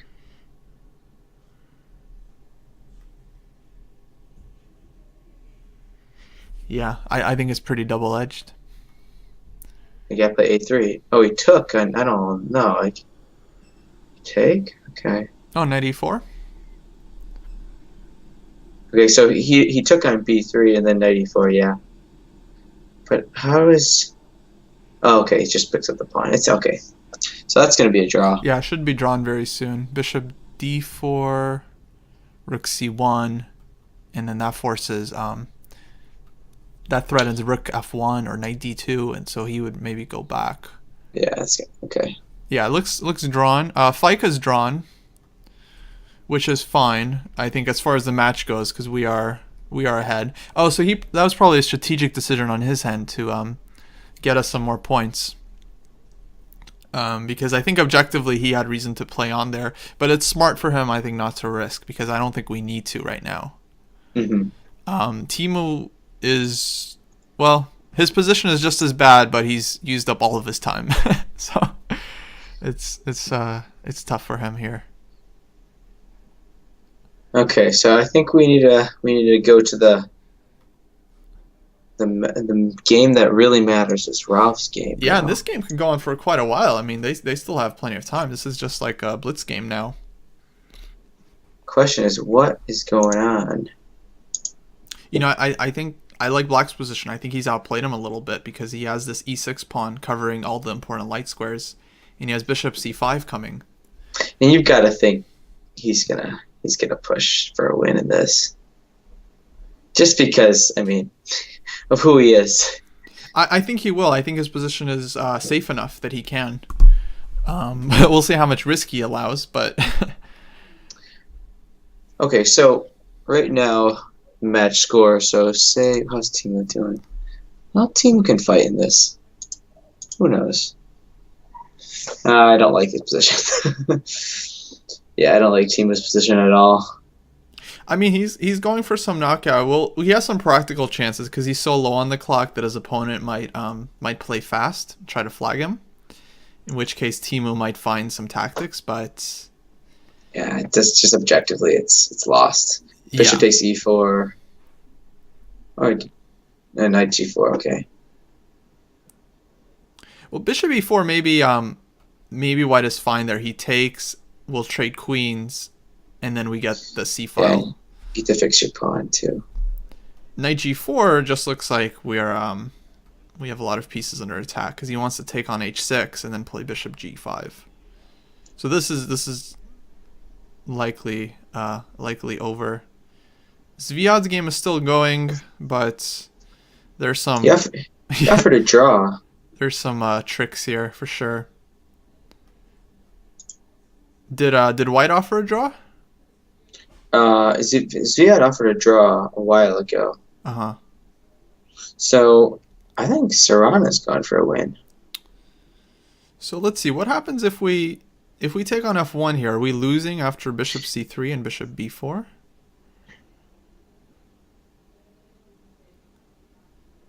Yeah.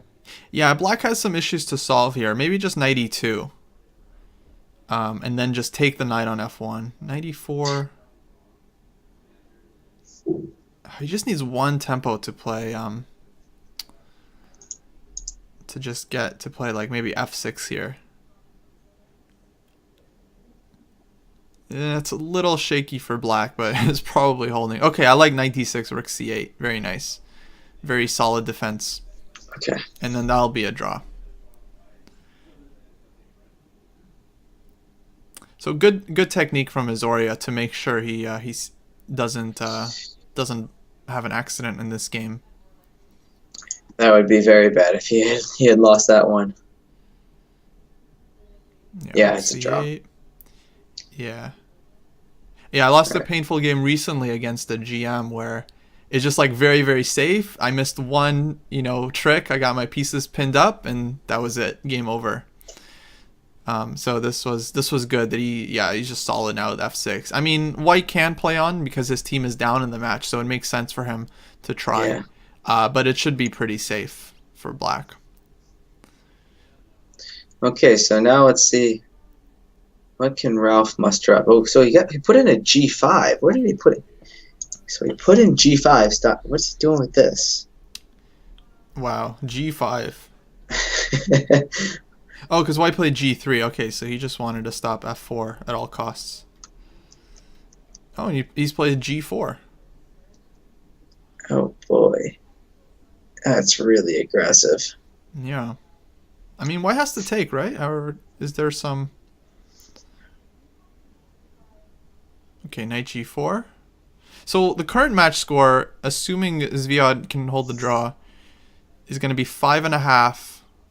Timu did lose 5.5, 4.5. Wait, I thought we were only up a point, so it would be equal. We haven't won a game. Oh, that's right. That's so right. It would be it's equal right now going into Ralph's game. So yeah, exactly. So if Ralph wins, then we keep our point advantage. If he draws, it's going to be equal going into the last round. Boy. So this is going to be... Yeah, I mean, this is starting to get double-edged. White has played e5, which is definitely a good move. Opening up the bishop and going for queen e4 here. This is scary.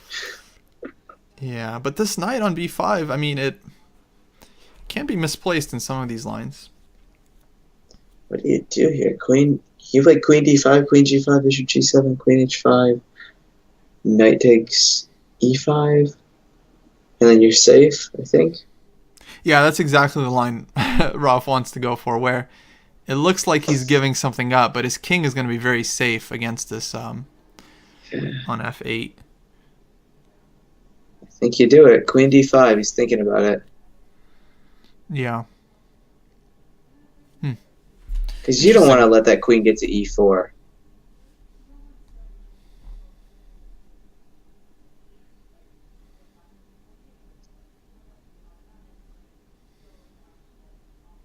It's probably going to be a draw. Yeah. Well, he's spending some time. Zviad's game is still going, and again, he's very safe, but he does have less time. So it's not... Too bad the guy doesn't blunder. Yeah, maybe f5 here for black. And take on h4. That should be...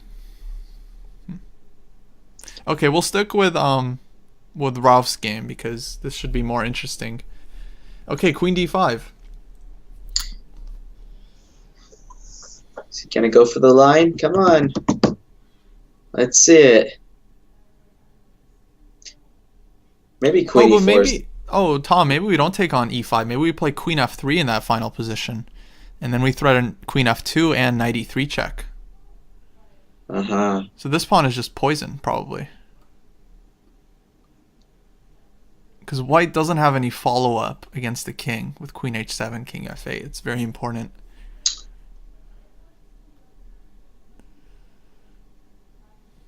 Yeah, it seems easier for Black here. Seems like... Okay, yeah, trade queens. Whoa. Wait, this is the blunt. Whoa, I thought he was going to play Queen E4. Hold on, Knight H2 check.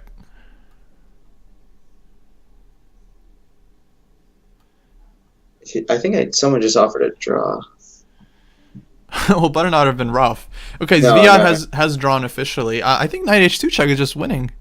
I mean, the queen's just coming in. King E2. Queen F3. No, this is bad. Yeah, this is... Yeah, Ralph is taking this one. That's a blunder. King D2, Bishop H6.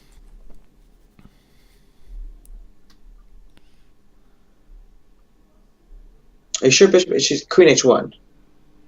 Yeah. Yeah, I mean against King D2, he would have Queen F1. F1, King D2, Bishop H6. We're gonna see. You can't play King D2, Knight F3. Oh, Knight F3, yeah. Well, and then King E3. Now I think you play Bishop H6. Yeah, it's gone. Queen E1 here. Queen E1. Oh, that's a nice mate. Don't resign. Yeah, Bishop, put the mate on the board. Beautiful. Oh wow, all right, what a nice win. Huge. Yeah, that was huge. So big win by Ruff. Okay, so we need to score 2 points, right? That's right. So that means the current score is 6.5, 5.5. Going into the last Kostya, round. I told you that I had to go to bed. Okay, I'm in the East Coast here. I know. I've got a class. I got to get up at 6 tomorrow, guys. This is supposed to be a blowout. Come on. It's tough. I mean, yeah. If you wanna sign off. No, I have to stay for this now. Yeah, it's very exciting. I'm just gonna blame Timu. I'm gonna message him after this. I'm just kidding, Timu. I'd probably do the same thing.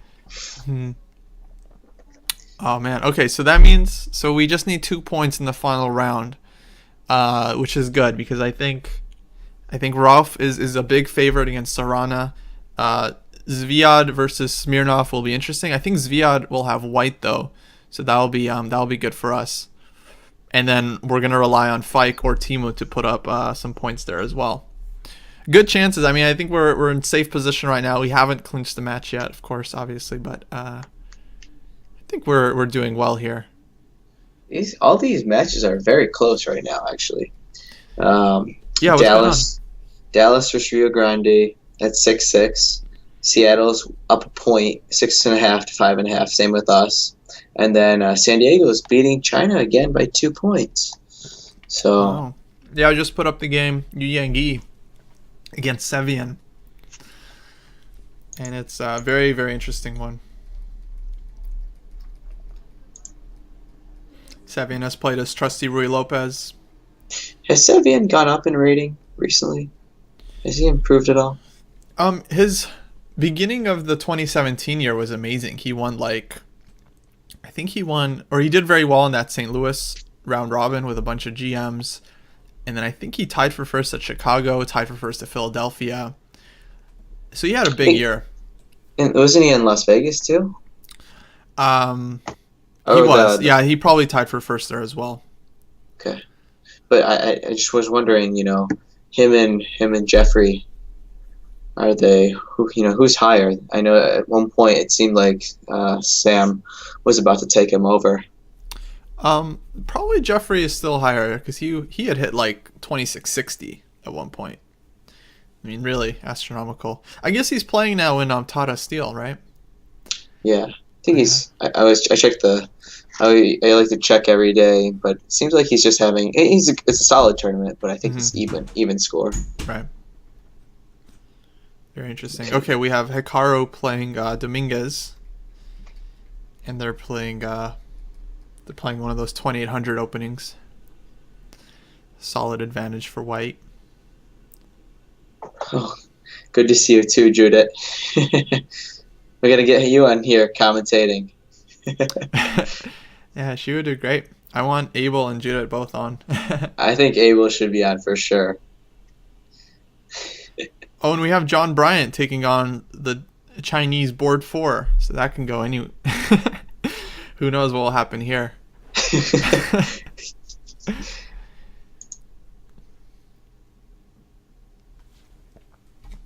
Okay, time to tweet. I have to tweet something.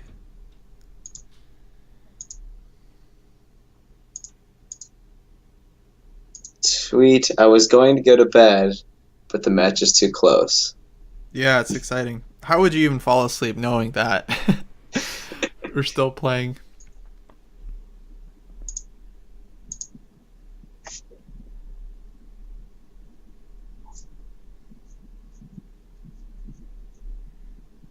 So when is Mamedyarov going to be able to play for the Hackers, or when does he plan to? Hopefully next week. I believe Tata Steel will be done, because he's currently there just like crushing it. I mean, he's number 2 right now, and it's a big tie for the lead, right? I'm not sure about the standings, but yeah, he's either leading or tied for the lead, I think. Or maybe Gary's also up there with Magnus. I think those 3. So Gary was leading, and then those 2 caught him. But he's like the clear number 2 in the world now. He's like 20 points ahead of number 3. It's pretty crazy. Yeah, I can imagine a lineup with him and 2 other GMs, and maybe one of the underrated guys on our squad. It's a pretty formidable lineup. Oh yeah, I mean the Hackers are dangerous. That is for sure.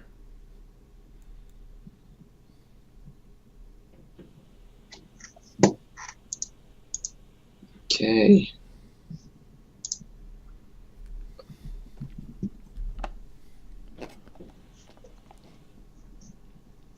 Last round. What's your prediction, Kostya? Let's see. I think 2-2.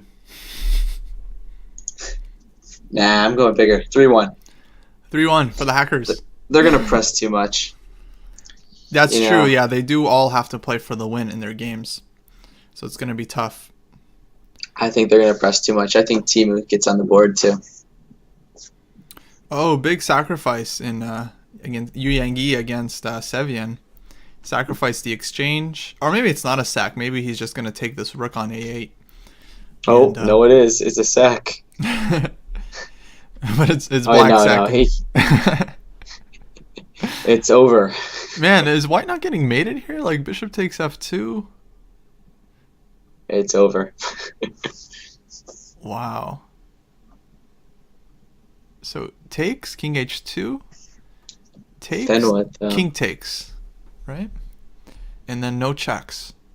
The bishop on c1 just covers everything. Man, he's so good. And Sevian has a minute to find a tactic that's not winning. He needs to get more opportunities to play in these Super Grandmaster tournaments. Oh yeah, for sure. I mean, he would be putting up a ton of points in Waikanze and all these super tournaments. I haven't seen him in anything though. Yeah, and like an elite round robin, right? He hasn't really played much. Yeah, the only chance he gets these super opens with like in Qatar where he tied for first with Magnus, Gibraltar where he tied for first with Hikaru. Well, I think he won Qatar too, like a few years ago when he beat Kramnik. Yeah, that was an amazing performance, just to beat Kramnik in the final round.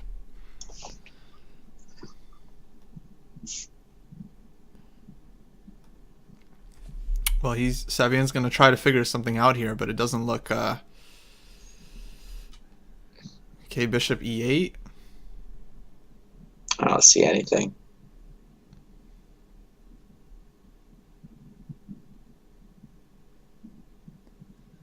But if white takes, is he going to go for like bishop g1 and rook e1 or something? Ooh, bishop f4. I think that's a good move. Right now. Yeah, that's very solid. I think He did UAE it. is taking this one down. So this is the final round for the San Diego match, huh? Let me look. Oh, and Shock is playing Magnus tomorrow. No, Very no. nice. San Diego started after us, actually. Oh, they did. Oh, so this is So their third round. yeah. So now I think after with that win, China's down a point. It says 5-3 currently. Mm-hmm. But okay, so they're gonna update it. Do they have another game going? Am I Yeah, missing something? John Bryan's still playing, Okay. and he's getting mated on the light squares probably. No, I'm just kidding. But his position does look shaky. So nothing is guaranteed here for San Diego. John Bryan recently got his, I think, second GM norm, or maybe third actually, in Vegas, by tying, I think, for first at the North American Open. Yeah, actually, it might be his third norm. So he just needs the rating to get the GM title. He seems like he's been around that top level for the longest time. Yeah, very strong player. Definitely capable of just beating anyone in the world. Very, very sharp and tactical. All right, we're waiting for the final round to start here for the Hackers. We're up 1 round to go. The Kangaroos are going to be bringing it all. I feel like they didn't feel, their toughest lineup here. I think their lineup last week was really interesting. Do they have some stronger players? I think they had Smirnov, and they had this guy Molten Lai, who's also a GM, and I think he performed a little bit better than Serrana tonight. Isn't there's some other IM from Australia too? He's a young kid. I think I played him. I played him in Reykjavik. I was sitting right next to you, actually. Oh, okay. Not sure. I forget his name. He's kind of like almost an American name, actually. I remember playing him. Mm-hmm.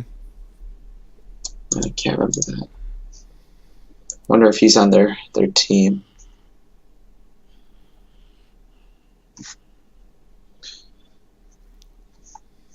All right, I think they've given us enough time to prepare. Let's see the games. Yeah, I want to get it going. Oh, final round. This is going to be nerve-wracking.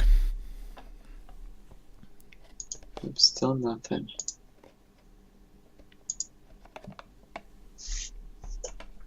Oh, here we go. It just started. Mm-hmm. Okay, so we have our top two boards are both white against their board, board 1. Okay, So we got a Sicilian already. So Ralph is playing e4, c5, and knight f3. He doesn't go for the close Sicilian against the GM. Nice. What are we going to see here? d4? He's going to blow him out. Check. Come on, d4.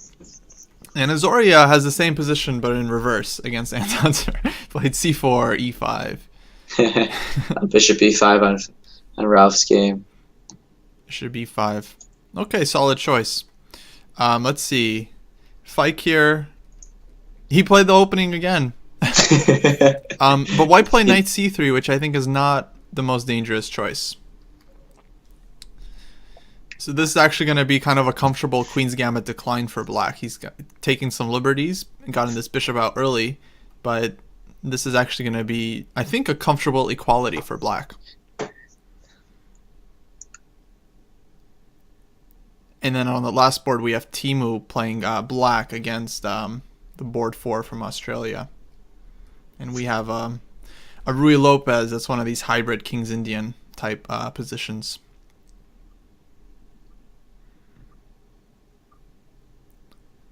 Okay, very interesting. So we just need 2 points from our guys.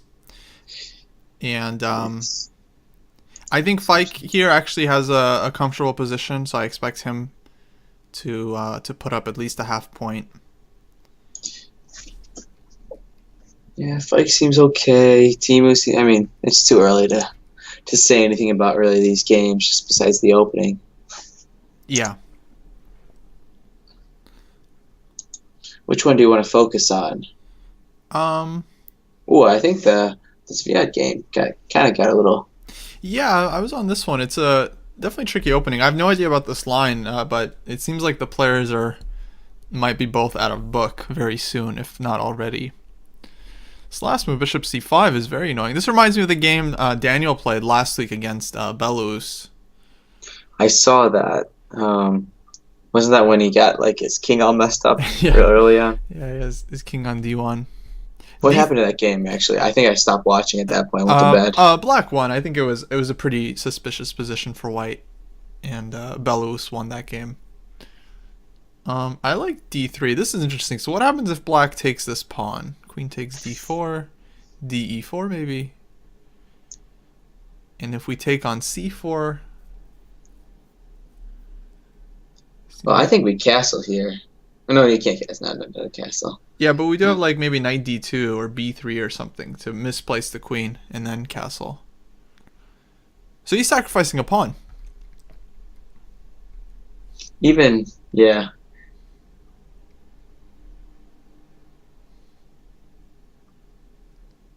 This is interesting. This is a good choice. I mean, I like that he's kind of fighting for the initiative here because we're not content to just draw every game. I mean, we are, but it's not likely that we are going to draw every game.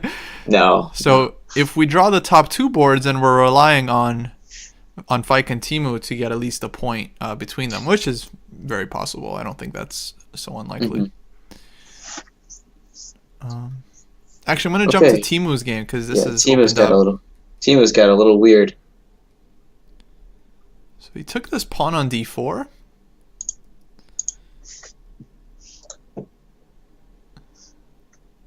So why does sacrifice the pawn and is playing for the initiative here? Very interesting.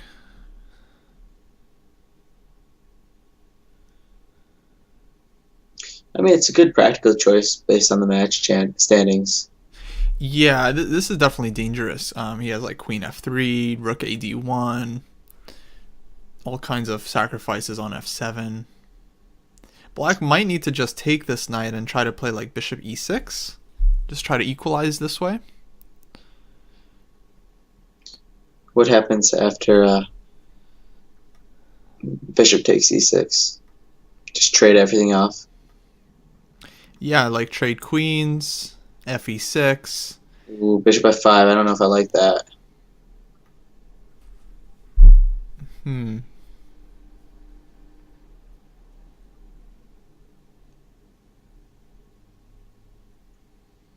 Yeah, queen f3 here looks very annoying. And then rook ad1. What to do? It's hard to get out of this. Because do you have to play c6 here? But then c6 you might lose to like some g4 idea. Yeah, rook ad1, g4. Yeah, this is very dangerous for black now. He's gonna have to come up with something. You have to take an e5 here.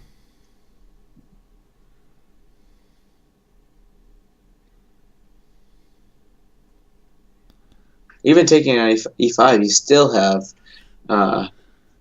rook to d1, and the queen moves, and then g4, and the queen f6 stuff still comes in. Yeah, I mean, white just has a huge initiative here. A little scary. Hopefully, Mr. Clark does what he did against Ralph in the beginning. Just messes it up. Maybe. Yeah. Okay, let's go to Fike's game because Just get Clark out of the first 20 moves. We'll be good. Fike's game has gotten really sharp. I'm not sure how much I like what he's doing, but he's just blowing up the entire center. I mean, maybe it's a good practical choice against his opponent, but objectively, I'm not sure. I'm not sure this is very very good for black. Oh yeah, I don't like what Fike has done. Oh man. Oh, okay. So Ralph and yeah, these guys might have to carry really... us. Oh boy. Yeah. Okay, so we need at least 1.5, right, to not lose. We need 1.5 to tie the match. Okay, because right now The bottom two boards don't look so good. Yeah, I would agree with that. I think, well, Fike has chances, but I think his position is not not good, to put it. Although I'm telling you, Fike is a swindler. He's gonna figure out a way. Yeah. Yeah, maybe queen a5 check. And white has to move the king. Fike, even if he's down, don't count him out because this guy, I don't know how he does it. Yeah, this could be dynamic because white has to move the king, and then maybe black plays like g6. No, knight d5. I don't know. I mean, it is kind of double-edged. I think objectively white is good here, but white's king has a lot of issues as well. So, Kostya, I have a question. Does Fike still teach the enrichment programs? I think so. Mm-hmm. You better tell him to teach the development course, okay, over again, because he hasn't been doing a very good job this match in developing his pieces. Yeah, I really want him to show his win over the GM. Man, that would scare kids off. Like, if that's what it takes to beat a GM, is to take this a pawn and live to tell the tale, then that is Oh, I think Clark has played some strong moves against Timu. Oh man, that's a nasty tactic. Uh-oh. Yeah, I missed this. Knight d7. Oh wow. Yeah, Timu went too. He's too greedy in this game. Yeah, it's just over. Wow. Just like, okay, so bishop d7, queen f6, knight h5. Wait, hold on. Why do you do that? Bishop b2. So what was the line you were saying? So if we take on d7 and queen f6, and then Maybe try. What if I put queen e7 there? Oh yeah, it's just terrible for black. Yeah. Okay, well he's gone to the Fike Eliskerov school to grab all the pawns on the queen side. We see him with the same structure on the queen side here. I don't like it, Timu. But okay, I mean he's giving up the exchange, but if he can take, he does get the 2 pawns. But well, again, it's one of those positions where white has to prove that his attack is good here, and that's probably not going to be too hard, but he still has to do it. Probably not great. Okay, Fike's game. He took on g5, which I think is wrong because it allowed white to castle queenside. I think he should have given this queen a5 check.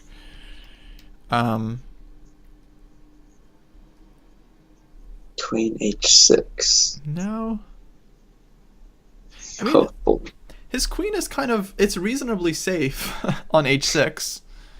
It's just an awkward position. And, I mean, white doesn't... Oh, maybe white is going to play for h5 and knight g6 check, something like this. Well, Fike's going to play knight takes d4. Knight d4 is an idea. Yeah, that's for sure. This is the type of game Fike likes. He just likes making everything super messy. Yeah. This has entered Fike territory. You just take bishop g4, rook c8. I think he has some decent... He has a puncher's chance here, as they say. Okay, let's check out the other ones. Uh-oh. Okay, Zviad's game is... What the heck is going on in this? Very strange here. What is going on? Is he lost? No. I didn't think it. I didn't know whose turn it was for a second.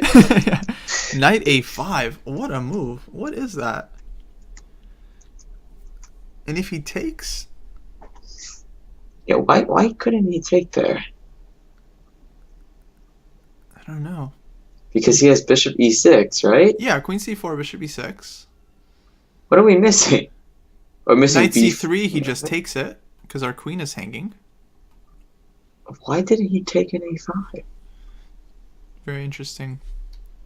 That was a big miss, I think. He took on c1. Yeah, I'm not sure what the idea was there. But, well, we have a similar situation to previously, except we're down the pawn and trying to play for the initiative. Well, he has some play here. I think Zviad likes these kind of positions. I don't know if you saw his game last week against Kamil Dragan. think I did. I can't remember Or it though. he just sacrificed the pawn in the opening. It just made it look very easy. It was a very nice win. We have a comment by someone. I think they said b4 against after queen takes a5, but after b4 doesn't like bishop takes b4 work? Or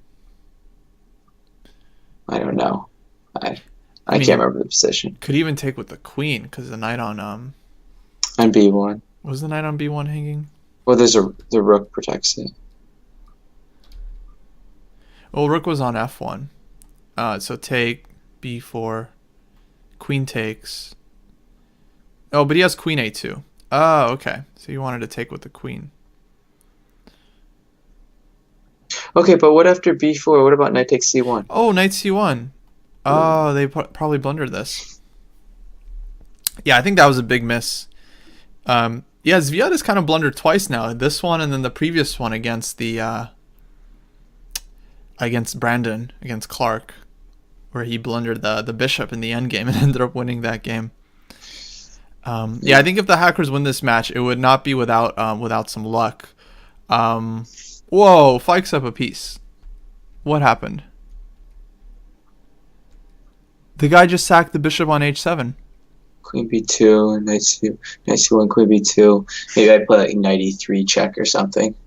Because then you can't play queen takes e2 because the queen takes a1. Someone's commenting in the chat. Oh, I see. I'm on Fike's game. I think Fike is just winning here. I think he's just completely winning. Let me switch to it on my board. Okay, h5. I tell you, Fike is just... He muddies up everything. I mean, even like rook c8. Yeah, this is very strong. Oh, man. We're about to see... Okay, so knight g6 check. What is going on here? Do we give up the queen? Or do we just play king g8? Because we're taking here with check. Yeah, knight e5. We have rook takes c5. Knight c4. Yeah, black is winning. Fike has played amazing game. I think if he wins this one, he's definitely big hero of the match. Well, you know, he just plays for activity. I think especially in rapid chess, it's a very viable strategy. Yeah, he's a good quick player. But I think this was more about the pressure of white needing to win this game because I don't think this sacrifice was... Okay, maybe he thought it was necessary. Maybe he thought if he comes back, then black just gets too much play. So do we ignore this? I think just king g8. Yeah, well, okay, so knight takes e5. Yes, he's found it. Very nice. And then... So you were saying... Oh, you know, we just take on e5. Because this queen on h7 is just cutting the king, so that white's king is just in this mating net. Okay. So we can even give back the bishop on g4 because white's king is just getting mated.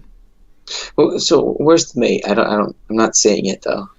So let's say like knight e5, rook e5, rook g4, rook e takes c5, king d2. Oh, rook c2. Okay, let me see if I can get out of it. I mean, minimum we're winning the rook on h1. We can just play rook c1. True. Okay. So white has to come up with something else. I don't know what move he plays here though. I mean, Fike winning this basically clinches it because I don't think we're giving up more than a point on the top two boards. Yeah, and I think, well, we need to hopefully maybe not, his teammates are watching because if they see he wins, no, that means Azoria can, if he sees a way, can Ralph is going to win. Look at Ralph's game. Ralph's winning actually. Wow. I mean, knight e6 is coming. So he went for the initiative with this knight g5, queen h5. For the kids out there, this is a very common attacking pattern where you pin the rook and you put all this pressure. And then g6, we have queen h3, and now we're threatening all of these different sacrifices. Yeah, knight d6 was nice. Wow. So, wow. Okay, so e6 is just hanging, basically. Knight e6 is coming next move. That's actually... Yeah, this is over. I mean... We'll see, but the position is very good. Okay, Fike's opponent has played f4. I gotta check that out. Desperate move, but okay. I don't know. He has to do something, right? His position is bad. I think So it's a good practical choice. So rook c5. Yeah, we should see rook c5, king d2. Rook d8. Resigns. I don't know. It looks bad. We have knight f3 check also. We just have, we have to figure out if white has any cheapos that he's trying to make happen, like some kind of. Yeah. I don't even see how. Yeah. Yeah, this is over. Come on, Fike. Rook c5. Don't think.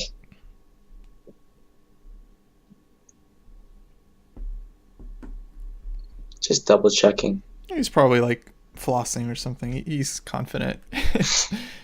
He's just like doing one of these, and you just like stretch and just like, okay, let's figure this out.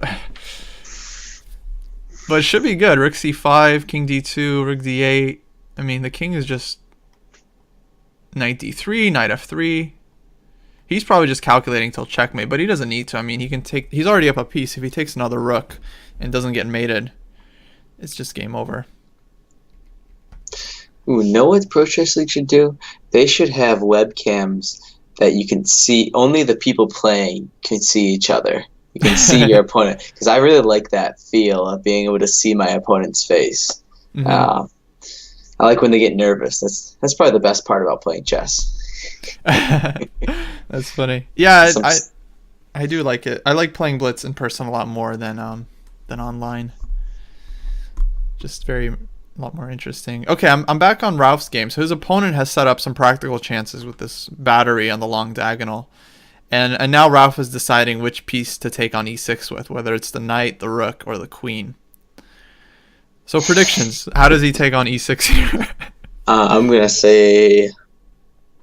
I mean, rook looks good. How about take on f7? Knight f7? No, okay. I think maybe black's... No, yeah, knight f7. So take, queen e6, king goes to g7. Maybe you can't. Maybe bishop. No, bishop e3 doesn't work. How about d7? No, it's too slow. Yeah, I mean, black is ready to play. The queen will be on e6, so d7 is not. Okay, Fike has unraveled. So he's just up a clean knight now. Yeah. Oh, he just took on g6. Because if hg, he has rook c5, or he can just take on g6 with the queen. Very simple. Good practical choice. And he's going to convert. I mean, white should play on here because it's the team match, so he should just play for any last chance, or fight could disconnect or something, but the game is over. Queen h3 here is just a knockout, I think. I think we should let's switch to Ralph's game, because I think there's going to be a nice tactic coming up. Ralph is calculating something. Oh, he's going into the tank. Rook e6. Oh, I'm glad we had that on the screen there when you just slammed it down. Makes sense, because you have knight f7. Yeah, king fa here is just absolutely forced. Yeah. And then the question is, how do we follow up? This could be a very nice combination. I don't exactly see what he's planning on king f8, whether he's just going to go technical or continue attacking. Rook e1. Okay, technical. So this guy, there might have been something more there, but he's just figuring it's over. Yeah, I think he's taking the safe route. Yeah, maybe rook g6, maybe just insisting on the sacrifice. Well, you can't take on d6 right now because queen c8, king g7, queen h8. Oh, the Petrosian tactic, very nice.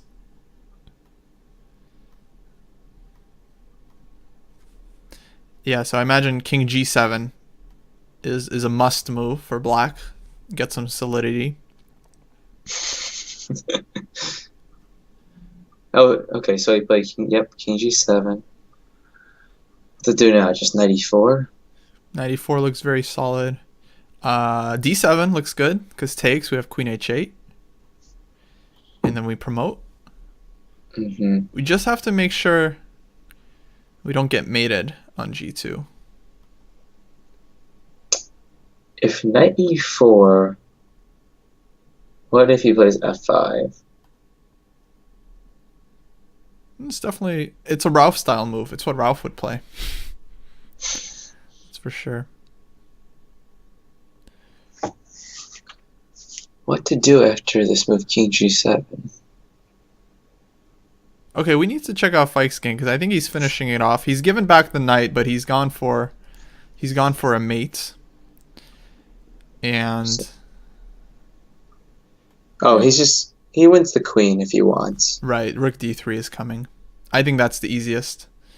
Because white will have one check with rook takes G7 and then rook G8, but the king will go to E7 and queen for rook is not going to be enough. So this is good. Queen D or Queen C1. Oh, Queen C1. Oh, he gave a mate now. Yeah. Okay, very nice, Fike. Very nice. So Fike has won 2 incredibly important games. This one against Serrana. Awesome play there. Gonna switch back to Rolf's game because this is our best chance to just take the match right now. Just get the full point with a win. Actually, I think we have to win this to win the match because I think Smirnov is taking it to Zviad. Yeah, I'm just checking Timu's game. It's over. Should be losing. I don't see much that he can do. Some blitz chances, but other than that. And then what's going on in Zviad's game? I mean, he's got his knights on B7 and D6 stuck behind enemy lines. It's probably not enough, but it's some play here for white just because he has the Catalan bishop. Okay, so we played D7. D7, nice move. So he can't take the knight because of Queen H8. Yeah, the only issue here is Rolf's time is just very low. So if this game gets out of hand, it could be very tough for him, even though he's incredibly fast and smart player. So we have an official result. Timu did lose. Uh-huh. Okay. Zviad is holding on, but his knights are paralyzed. So that means the current live score is 7.5, 6.5. Mm-hmm. And we just have the top 2 boards going, but yeah, anything can happen. I think. Okay, Ralph, come on. But Ralph's position is good. I mean, it's just a matter of will of his opponent. Yeah, be able to put some pressure on him, find some tricks. We're gonna stay with this one.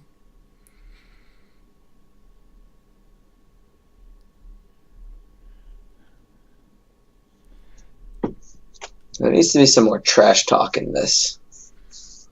In the chat, in the Twitch. Just between some banter between the two teams. Yeah, I would love for players to be able to just I guess you can say things to your opponent. Maybe we could get like a stream of, a couple of us versus a couple of our opponents together. Mm-hmm. That'd be an interesting stream. Yeah, I would definitely. I definitely want to stream with and just have the person live while we're playing Blitz or something. They did that with Feingold and Simon Williams, and that was a lot of fun. So they had some good trash talk. But well, I don't think. I mean, trash talking in chess is very double edged because you really have to win if you're. Otherwise, it's just like. Well, I'm not even saying we're playing. I'm saying the commentators. So. Oh right. Like say we play. I don't know. That'd be interesting. Trash talk us versus China. Right. I mean, they wouldn't understand anything. Yeah, they wouldn't really say much. Okay, so Zviad is in a lot of trouble. I think his position is really bad. The light squared bishop here for black is just way too strong. Okay. In fact, yeah, rook b7 looks like a complete knockout here. He's just going to play queen f3 and pick up the rook. So we're relying on Ralph, and actually the result of the match just depends on the result of Ralph's game. So if he draws, it's going to be a draw. If he wins, we win. And if he loses, we lose the match. Yeah, I mean, I think Zviad is just going down here. Black has found a very nice tactic with this rook b7. The only thing that worries me about Ralph's game is the fact that he has 1 minute. But I think that actually Serrana, by not moving and giving him, basically 3 minutes to think. Yeah. Well, it's a critical moment for Black. He has to choose some line to continue here, and he clearly hasn't found a concrete move that holds the position. Okay, he's played knight f6. Yeah, rook e7. So see, Ralph, he had this in mind already. Yeah, very nice. Wow. Okay, so he's just calculating, saying, okay, against knight f6, I'm going to play rook e7. Okay, so the question is, can you take on g5? I know you get the check and get the queen, but right. G2 is any so take silly threats? Check, king g7, f3. Yeah, I might have to play f3 there. And then queen c5. You can't play queen d4 because rook on e7 is put. Okay, so he did it, and he can just play f1. I think you just play king f1 after king that. f1, right? Oh, it's very shaky, but I think it's working. Yeah. We're gonna find out one way or the other. Or you can even block with. You can block with the bishop. Okay, but yeah, I don't think Ralph would have gone for this unless he actually calculated this out, because he played rook e7 very quickly. Yeah. Okay. And I think he is double checking. Knight d5. Okay, rook e8. Yeah. Any tricks still? Oh, it all comes down to this. Yeah, Zviad has lost. Any tricks with rook e8? No. So the score is 7.5, 7.5. It all comes down to this: win, lose, or draw.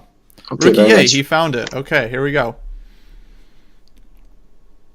Now the threat is queen c5. I think queen c5 is over. King f1. Okay, king f1.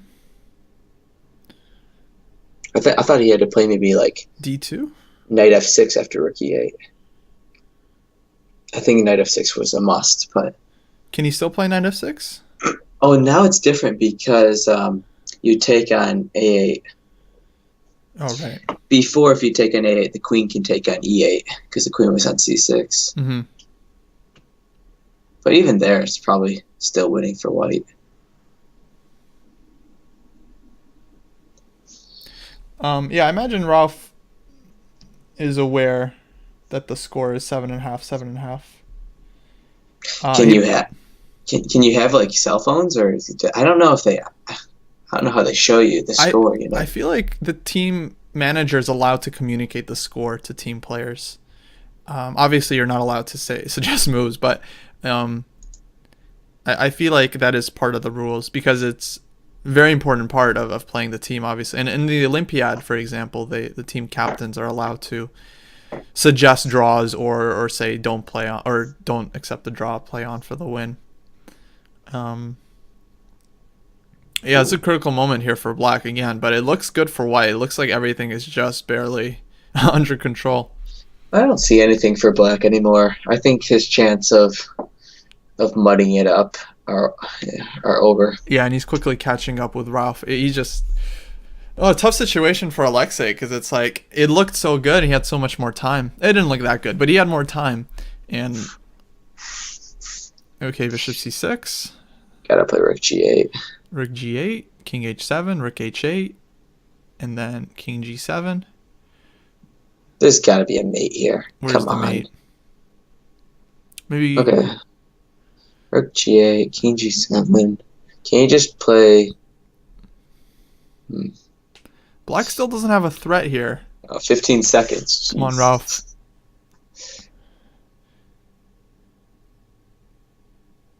You can get in some time with rook h8, queen g8, queen d8. Yeah, I mean, he needs to at least do seconds, this. 2 seconds. What's man, going he on? cannot flag here. Oh, my God. What is happening? No, okay, there's a lag. He has 1 second. Oh, no. He flagged. No. Oh, man. Did his internet run out or something? I don't know. Oh, man. Oh, no. That is brutal. He was just completely winning here. I think his internet just had lag or something because, of course, he could have repeated moves and gained time. I think the win... Maybe you play... I think for the win here, maybe you play rook h3 here. Yeah. Because you're threatening queen h8 mate. Yeah, that would have been it. Oh, brutal. Well, that stinks. Yeah. But, I mean, we got away with a couple of games in this one. I mean, Zviad, he could have lost that game against the board 4. This one should have been ours, though. That's too bad. Yeah, well, I think The biggest enemy of us right now is the internet. Yeah. Boy. Oh, he's probably super pissed. Wonder what happened there. But oh well, that's the way it goes sometimes. It's still early on. Yeah, tough one. Definitely in our favor, but it was very close, and we had some fortune on our side as well.